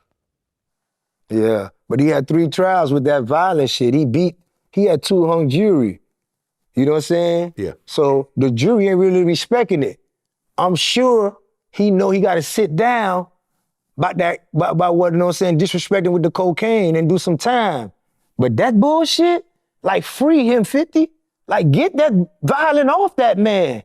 You know, the federal system, you know what I'm saying, they cracking down on violence, you know what I'm saying? Like, and they're really not looking at situations with violence, like there's no tolerance, no more. We ain't going forward, and some dudes that stuck, man, they in there like trying to get out of violence, and it's very difficult for them, but it's like, 50, you can go ahead and clear the lane with this violence, clear the lane. Well, you have relationships with Birdman, but at one point... Let me say one more thing though. You see that dude 50 on his TV show BMF, somebody on his mind because you made Meech enemy be Glock 9. He's saying it's me, the Haitian dude from Miami that got the crew. I got John Hope and motherfucking man Hernan Holmes Project, Scooter running it up. When I'm working from Booby, I'm there, I'm running it up. But you made me. I'm in prison, so you wrote something. I ain't beef with no man Meech. You wrote that as into, you got me on your shit saying I'm Glock 9 with all these Haitians, got this spot, and Meech gonna get it. Meech selling big boy weight. He overdoing the goddamn shit. He doing his thing, but why would you write it in that form? Like, where are you at? Well, 50 is probably not the writer of BMF. He's the executive producer, but I don't think he's the actual writer. Yeah, he still would be the consultant of how I want it. And he's still advising his project. Yeah, fair enough. Okay, so you and Baby set up a relationship a while back, but right around 2007, Lil Wayne and Baby are not on the best terms. Lil Wayne gets ready to go on his mixtape run, and I guess Wayne gave you $230,000 that he was trying to flip? Yeah, it was in that form. You know, we was cool with Cash Money. It was like love. Big Boy song. We done did with BG and Turk. Yeah, nigga, we get it down. Nigga, we get it down. Hot Boys and Zoe Pound. Nigga, we get it down. Nigga, we get it down. Nigga, we get it down. Hot Boys and Zoe Pound. So, but them boys be coming on saying C and D artists. It's like over for them boys. I don't know, but I could hear Father and Son ain't did good with Lil Wayne. I could hear him and Cortez.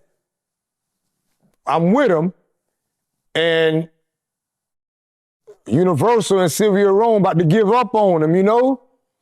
And I see Baby over there with Yo Gotti, like, he ain't got no time for Wayne, you know? Me personally, I'm trying to move in as into, man, what's up? He doing bad. He in the mud though. Zoe, fuck with me, what's up? I got 230 grand, boy, I got you, don't trip. I'll bring you back 300, don't trip. You know, he in the mud, I'm in Hit Factory with him. He doing something exceptional. He knocking down 8 songs right there. Them shit sound amazing. I'm like, dawg, you gonna saturate the streets. I don't know his marketing aspect, but he got a whole different one than was the usual. He like, I'm finna put out 100 songs. I'm like, what? You gonna over-exaggerate, man, they ain't gonna match. You know? But I'm trying to move in, man, give me the chance, dawg. Little 230 grand, here go your little 300, he in the mud though. And you know, we coolin'. Late night, go chill, you know. Baby them don't do those strip clubs and no shit like that, you know. He ain't moving like that. Wayne playing in the mud. He coolin'. And Wayne see I'm trying to do this situation. At the same time, I'm doing an artist named Basil Knight. DJ Drama hosts my mixtape. Gangsta Grizzle, know what I'm saying? Scarface, give me a song. For Real, give me a song. Jackie O, give me a song. And I'm like, Wayne, let me get a song. Just so happenly, like on the 4th trip, I'm like, hey, Wayne, something happened. You ain't gonna be able to get none on this one. You got to wait 3 weeks. He playing mad and mugging and, man, I'm like, dog, yeah, I ain't got no reason to lie to you. In my mind, I want to move in position, man. You know what I'm saying? If you give me this trust, I'm telling you, man, I'll devote myself to, you know what I'm saying, getting this management from you, you know what I'm saying, and do the right thing, man. You know what I'm saying? I'll spread it out, you know? And he's still acting crazy. I'm like, okay, let me get a song, dog. Let me get a song for my artist. I'm about to go to a meeting, man, with SRC. I signed Deathlock to SRC. They from Overtown. I'm sticking, I'm rolling. Nobody can stop my flow. I signed him to SRC. So I'm like, I could sign him to the same Universal. We just gonna go to a different branch. They're entertaining it. But at the same time, he playing in the mud, needing this profit. Look like he needing it. Like, looking forward to it. Hit Factory taxing him and whatever beats. And he ain't trying to become a C artist. And I'm having problem getting this song with him. So I pull up in Hit Factory, 3 deep. I got Makak and T-Fair with me, and I go off in there. I see Cool and Dre. I'm like, and I slide off in there. I go by the reception. I go up the hall. I go in. He getting a tattoo. I'm like, man, what's up, Lil D? What's happening? I'm big on Chrome Hard. He went Hot Topic. I'm like, man, you got on Hot Topic, nigga. Man, let me buy you a Chrome Heart. I'm trying to tell him I'm gonna buy him a $20,000 belt. You tripping about that little money. I told you what happened, but what happened, happened. Like, come on, man, we ain't tripping about that shit there, you know? I ain't never want to be a politic like some dudes hanging mansions and backseat. I'm trying to, can I move in or can I not move in to where we could eat, man, okay, and get my focus? But he get up, he listen to my artist, he stick it in, and he pissed off. He looking ugly, he pissed off. I'm like, man, listen to the song with him and Wyclef. Man, listen to the song with him and Game. Listen to the song, man, with him and Scarface. he just punching that bitch off. Pop, pop. He let like 8 bars go. He like, nah, buddy ain't ready. Buddy ain't ready. I'm like, nah, hold on. Listen to one clear. I'm name dropping, man. Check it. Listen to the. He acting crazy. So I'm like, man, I done gave this dude all favors, man, all this favor. I set trip. I grab him. Pop, boom. I put him on the wall. And I'm like, get this jury, man. My nigga, now you gotta get the fuck out of Miami, dog. Now me and you can no longer be, okay? Cause my nigga, dog, it's not fair. My nigga, we gonna play one side. My nigga, dog, I'm trying to help you, you gotta help me. He got 3 mans posted up. They get up coming. My man Tifa, he got a fumble with the pistol, so I dropped him. Man, what you doing? Then he finally gets sued. Back up, back up. So I leave that shit, come up out of there, I'm walking up out of there. You know what I'm saying? And I get out, get in the car. I ride off. So tell my homeboy, my name is so big. Everybody trying to get this money up out my pocket. So back then, flyers was big. Shit, I went to the flyer, man, go make motherfucking, man, 20,000 flyers, man. Say Cash Money must leave Miami or show Miami love. So they did. I got 8 trucks, House of Fire truck. Man, get that shit everywhere, man. So they put it everywhere. It became a trend. What? They ain't looking at? What? They ain't, man, they gotta go. So we unified in that form. Niggas is like, hey, man, let me get the check, man. Man, I got him, don't trip. So it's like out of my hand. But Slim blowing Jimmy Henchman up in BB, Circle House, man, God damn it, man, can y'all talk to him? So my man from Cincinnati kind of hit me, hey, man, Lil Wayne stay right here at the Portofino Yacht Club. I'm like, for real? Let me get over there, man. So I go over there, get a little $1 gas and hit the crowbar, punch that motherfucking gas on his black Phantom and just lit that bitch up. Now my phone ringing. Crazy. You know what I'm saying? But I'm being advised, though, by Jimmy, yo, they're not gonna wanna do business with you, man. Like, you're doing too much. Like, nobody gonna wanna do business with you. You're doing these things in this nature. You know what I'm saying? That's not how you do business. And I'm just screaming, you know, I'm on straight mud shit like, man, we gonna have to give out turkeys and shit to the hood and do something. We trying to come up with optional. Khaled step in. Man, y'all could do it live on the radio. So Jimmy fly in, Slim get him next on a private jet on the next thing coming, smoking. And we talk. And we like, man, yeah, we gotta calm it down though for Miami because it done went wow. You know what I'm saying? It's the Flyers. You know what I'm saying? And I done went in there, you know what I'm saying? We on the radio, yeah, me and him, you know, 30504. You know what I'm saying? That's what it is, man. You know what I'm saying? And Wayne like, man, I got you. He like, listen to this remix. We taking over the remix. Me and Zoe beef is over. It's time to make dough. I'm like, okay, that's live, boy. We make dough now. You know what I'm saying? I like, boy, yeah, and you see, yeah. I said, hey, check it, dog. Yeah, I still got that check for you, man. Come get your check. He still got his next 300. And we didn't see each other. You know what I'm saying? It's all kind of issues, but it's like, you know, you get down and out, man, you know what I'm saying? It's a little treacherous in the mud, but there's a lot of casualties, though, that you don't want to be. Well, by this time, you've got so much money that you're having to launder it and put it in a lot of different places. So you had 123 homes? Yeah, I had 123 homes at one time, but I had 42, and my accountant damn near got 340 cribs. You know what I'm saying? I ain't making, but he got an apartment complex we got in Greensville, Georgia, where it's like 120 homes. So I got another 30-some homes right there. You know what I'm saying? And it was 2007, the recession. I mean, it was a housing bubble. So his money,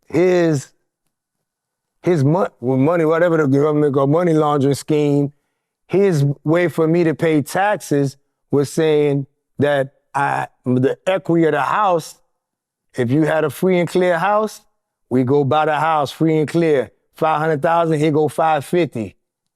Now the money there, we got a house free and clear. He doing that and he doing my coin laundry. My coin laundry's a plaza. Man, they don't know how much coins went in there.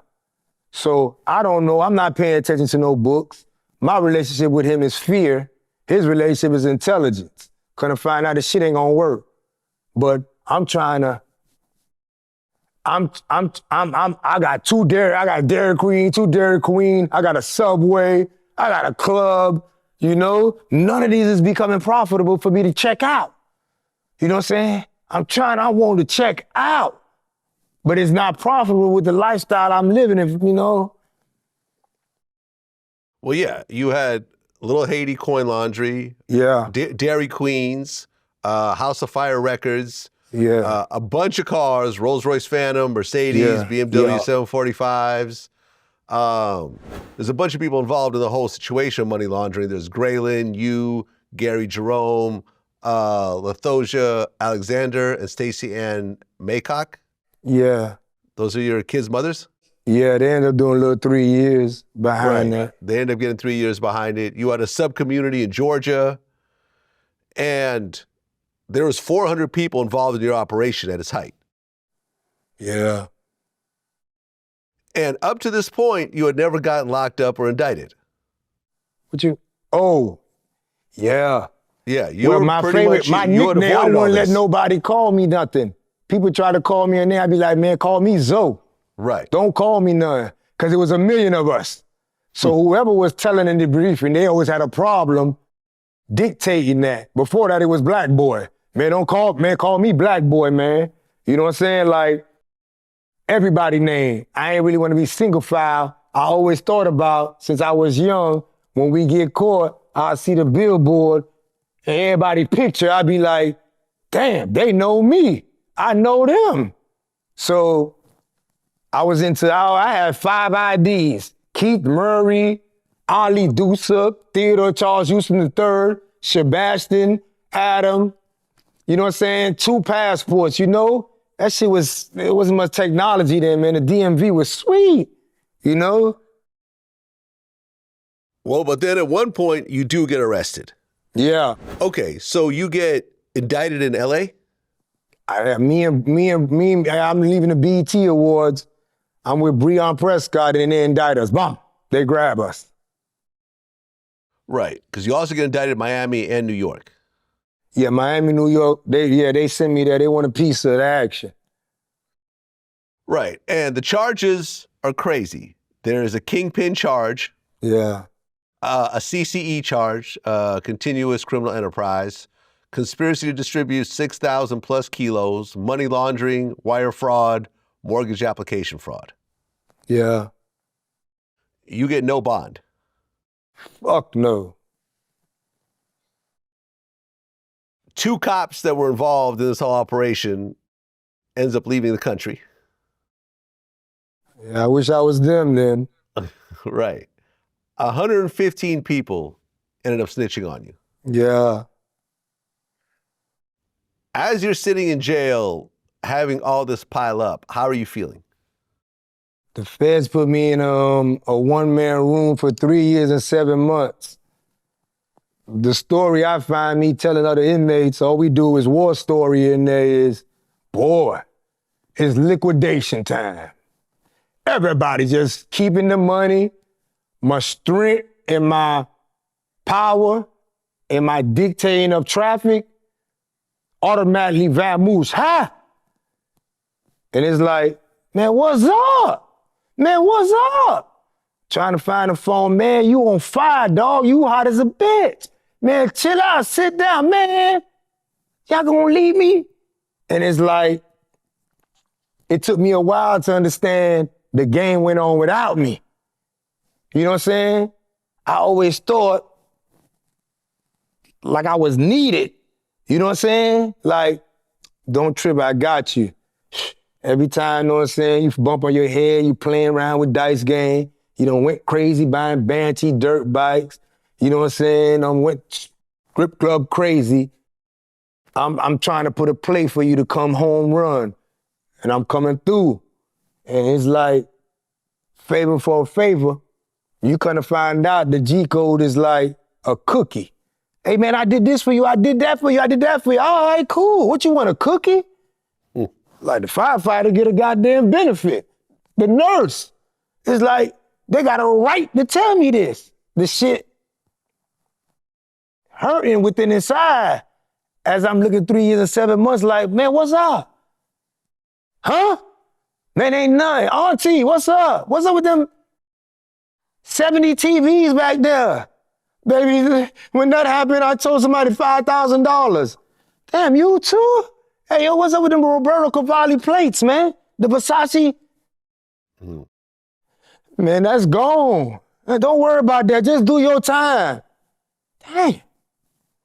There's no more energy that you can give to even state that there's power in words. Well, your prosecutor was Michael Patrick Sullivan, who also did a bunch of high-profile cases like Noriega and Willie Falcone. And he referred to you as the scariest person ever? Yeah, but in all actuality, he's the scariest person ever. That's the crazy part. Yeah. Yeah, you did the president of Noriega, you doing the Ochoa brothers. These dudes, they in my quad. I'm just a low-level inner-city dude. These dudes talking about they bought tanks, rocket launchers. I'm like, why you treating a nigga like this? They get lesser time than me. I'm like, this shit crazy. This shit crazy. I mean, you got all these people that are testifying against you, all the way from, people who were, your right-hand men to, the guys that you were giving stuff on consignment and everything else like that. Did they offer to drop the charges if you cooperated? Nah. They offered that.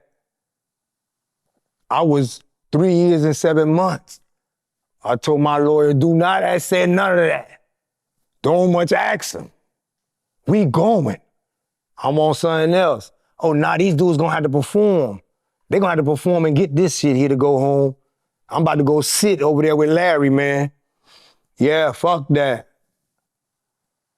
I couldn't believe my accountant, and I could never put together the money laundering because lawyers are getting indicted. Who signed off on all these houses, the real estate lawyers are getting indicted. The broker is getting indicted. All of them got indicted, not about to. Wow. Got indicted. Writing me, man, Zoe, how could you help me, man? Man, you knew what the fuck was going on, man. You just signing off on this shit. Y'all ain't lacing me up. You ain't guiding me right. I can't, what the fuck you want me to do? There's a paperwork, you know what I'm saying, with your bar number on there that you saw all the closing reports and you handed over to the bank. Man, you fucked up, yo. You might as well look for something sweet. That's my guidance, dog. You know what I'm saying? Gonna take the bar number. You might as well chill, man, and just go do some consulting or something. Well, if you had gone to trial and blew trial, how much time would you have gotten?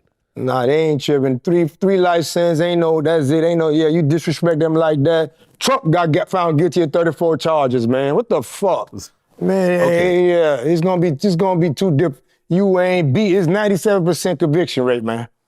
Okay, so you're facing triple life. Yeah, some dumb shit. Some shit that just, some dumb shit. You ended up taking a plea deal for 30 years. Yeah. And at the time, you are how old? You are 31 years old? 33. 33 years old. I mean, that's a huge ass number to take a plea deal for. Oh my gosh. No pussy. Yeah. Yeah, and these women ain't riding no more. The pen don't work. That shit dead, y'all. Don't go in them people's shit. Man, that shit don't work no more. I'm trying to get a girl to answer her goddamn, man, read his 2-page letter. It's somewhere. I'm like, dang.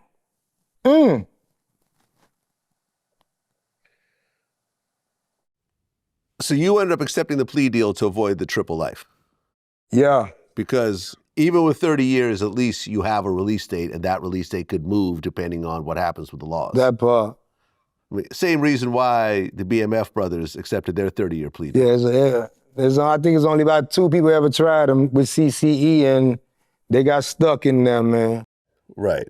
Big Beach just got let out the other day. Yeah. He's out. I think he did 18 years.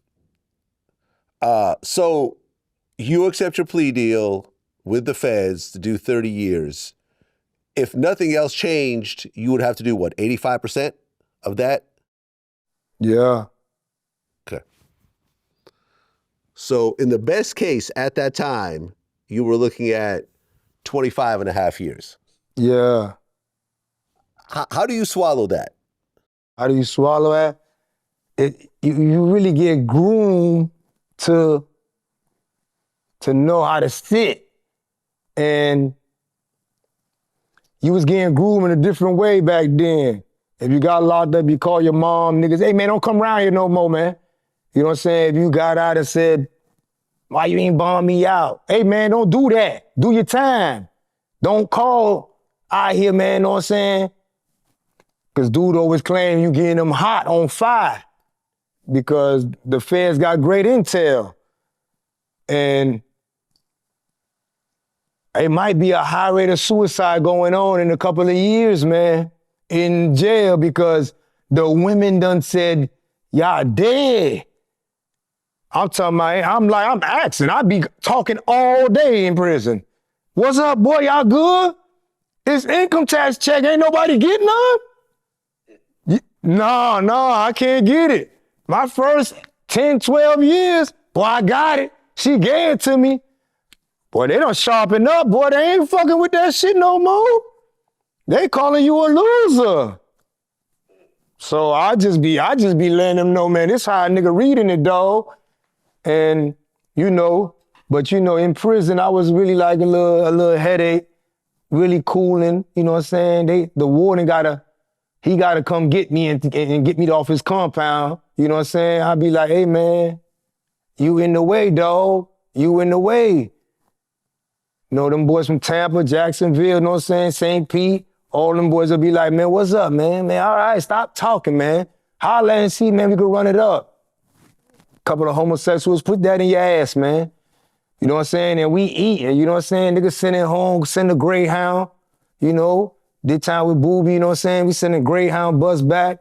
Family come see you, you know what I'm saying? Something that look inspiring for a couple of, that can help you mentally, you know what I'm saying? But ain't no pussy. Right.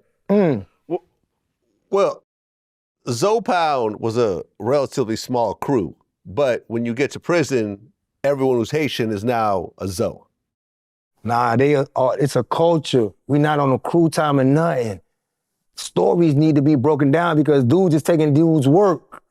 That's what I'm trying to do on ZoePound.com and Zoe Pound Chip.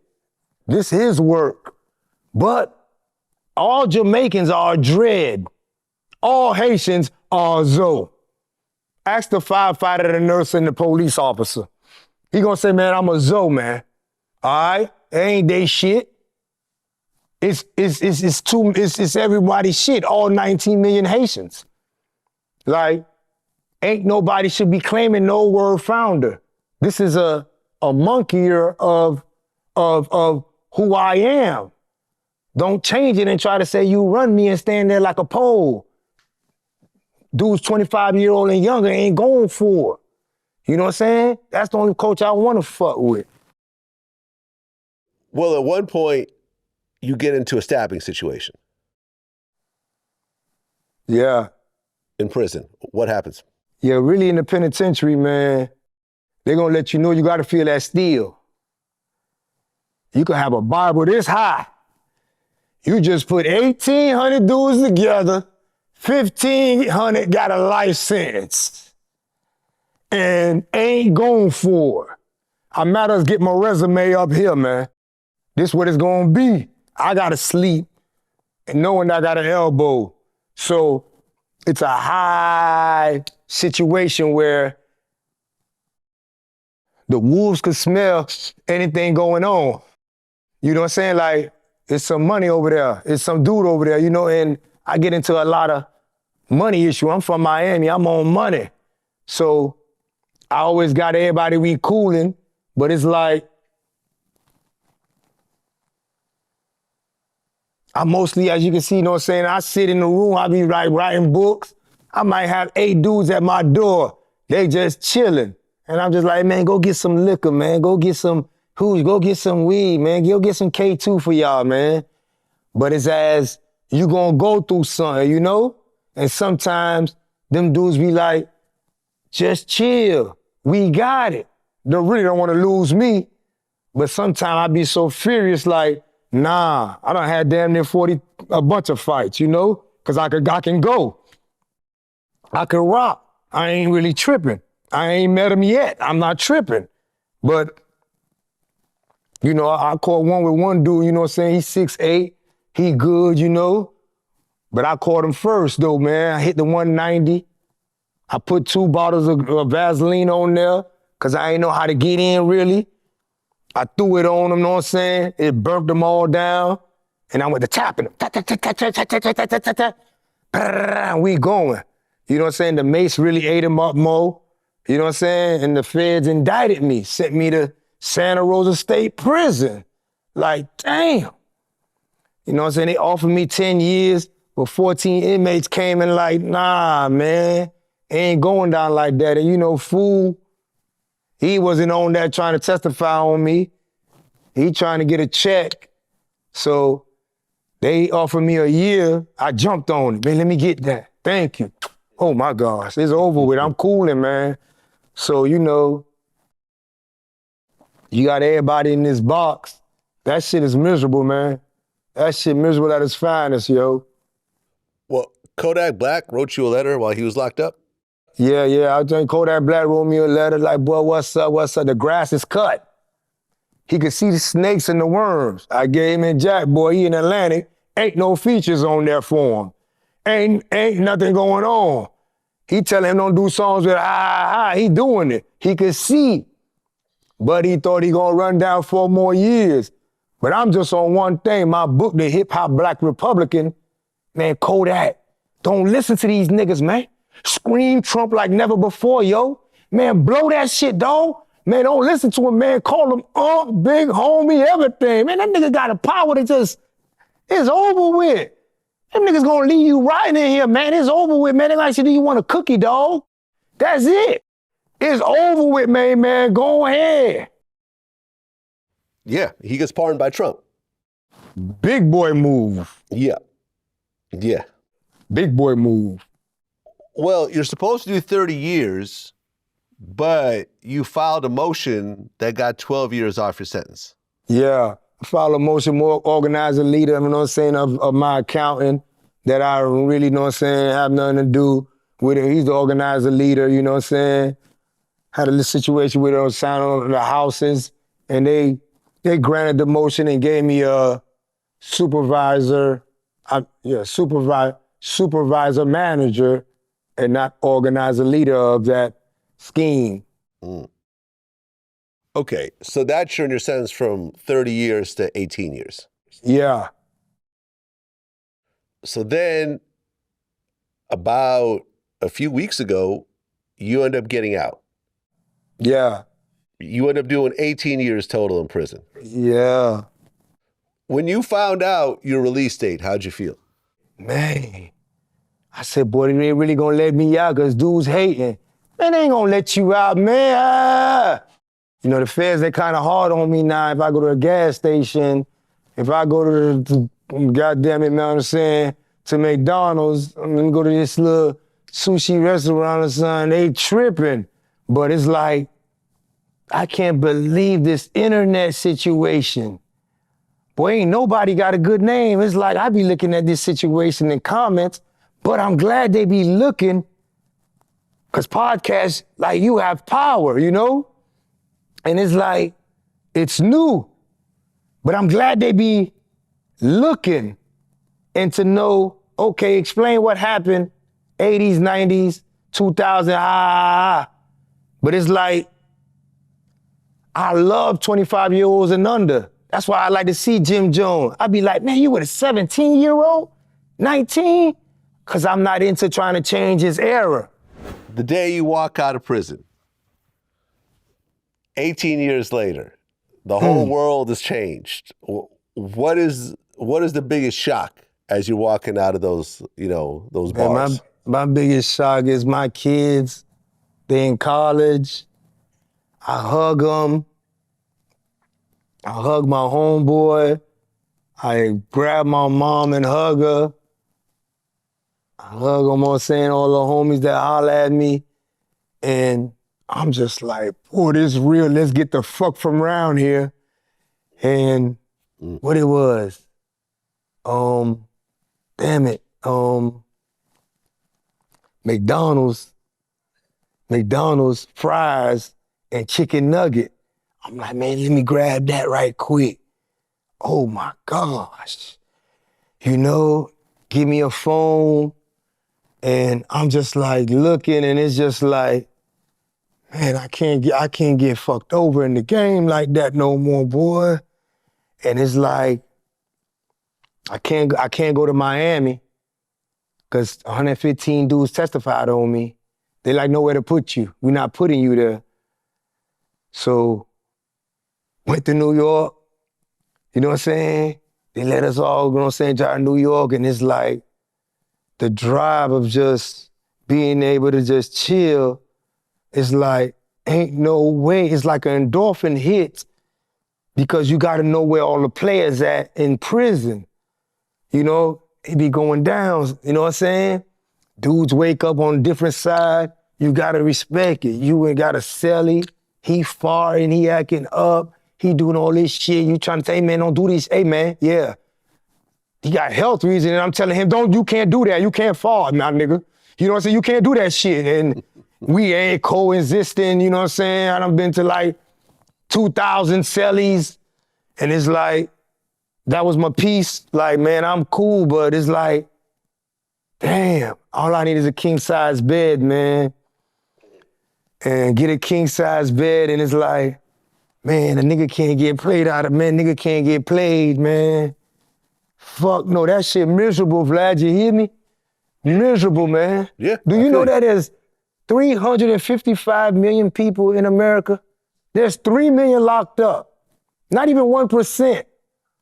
And everybody watches them to say, I don't want to be like that. That shit miserable. Well, you get out and you're currently on house arrest. Yeah. Are you on probation still? Yeah, I'm gonna be on probation, yeah. For how long? 3 years. It's hard to get the feds out your life. Okay, but at least you're not actually in a jail cell anymore. That's my conclusion of everything. That's the conclusion of every sentence. I hope it go away. But that's the conclusion. If anything go wrong, it ain't going right. Well, you got locked up. You had millions of dollars. You were flying private, living in mansions, best food, best women. Now you're out and you got to start all over. I was cooling though in prison. I did 9 magazine covers. So, right, but not cooling the same way, the way you are when you're outside. Fuck no. You're still in jail cell. Fuck no. Magazine covers or not, whatever. I can't compare. You can't compare the two. At all. How do you motivate yourself to stay on the straight and narrow? Because from being a 10-year-old running with the Booby Boys to the point where you got locked up, you weren't living legally. And if you turn around and do what you were doing before, they'll send you back in forever. Facts. It's over with though. Yeah. It's over with. My only fear is being broke though, but it's over with. You know what I'm saying? My only fear is being broke, but that's over with. You know what I'm saying? Yeah. I mean, listen, man, we don't want you going back in. That's what's up. And you've talked about these stories of, your guys that get out, from doing 12 years and go right back in the dope game, only to go right back in again. Yeah, that should be ugly, dog. I don't know how they could take them penitentiary chances. And you gonna take a plea, man. You know, there's a couple of fraud with gun case, they might can go to trial. But, man, that shit say 97%. Yeah. That shit close to your blood, 99. You ain't got a chance. You know, Trump recently did a speech where he claimed that Haitians eat cats and dogs. Yeah. You heard about that, right? Yeah. How does that make you feel as a Haitian? I'm sure he got that though from the ground of that community, because they're all going to be targeted in some way, somehow, and not accepted. They're getting deported by Dominican Republic. The Spanish are not accepting it. Venezuela, like, we fucking with you. The Mexicans, like, man, we messing with them Haitians, but it's coming from somewhere, but it's as, this is how they target us. It's a long theory that makes somebody say that out of their mouth. It's not just him, it's been a long theory since I came to America. He ain't created. It's a theory that should not come out of his mouth though. But at the same time, we had done motherfucking understood how to answer it. Go play with your mama pussy. That was always the answer. Yeah, man, I feel like Haitians historically have always gotten the short end of the stick. Bad. From you know, the earthquake that happened some years back, man, we got it. to the president getting assassinated, to, you know, the natural resources getting like messed up in the country. I dig that. You see what I'm saying? I dig that, man. We need to focus, Vlad. Yeah. Like, we need to focus on really like economic issues and trades, man. Ain't nobody trading. Hip hop ain't much yelling. What's up with the Haitian dudes in Little Haiti? I'm like, man, go protest. Go to 62nd Street and block downtown. The hell y'all watching? Don't go protest. These Frank Castles these days, all these people here, man. You know what I'm saying? Eyes, you gonna play, go play. Go protest. You got the streets. Go protest, lock that shit down, man. We big downtown Miami. But it's like, you know, hip hop was always the person to scream. And if hip hop ain't screaming, and I'm like, man, I don't know what's wrong with hip hop. That's why they ain't running to Africa now. They like, man, y'all tripping, man. Ain't no kind of tribal going on. Man, we about to go to South Africa, man. Ain't got time for that shit. Well, yeah, I mean, because if you think about it historically, Haiti was the first country to permanently ban slavery and the slave trade. 1804. Yep. Ran Napoleon up out of there and said, man, we got our own constitution. Yep. And inspired Martin Luther King, Nat Turner, you know what I'm saying, Malcolm X. It became part of the books in the blueprint. Mm-hmm. But where is the retribution and benefit? It's worse than the G code. At least you get a cookie. You get nothing for Haiti. It's like all these aristocratic, I look it up, the NAACP, Black Lives Matter, you know what I'm saying, National Action Network. What's wrong with you? What you looking for? Another dead dude in the ambulance? Like, man, you ain't gonna scream? That shit look right? We in the Western Hemisphere. Y'all ain't gonna scream, huh? Yeah. That shit crazy.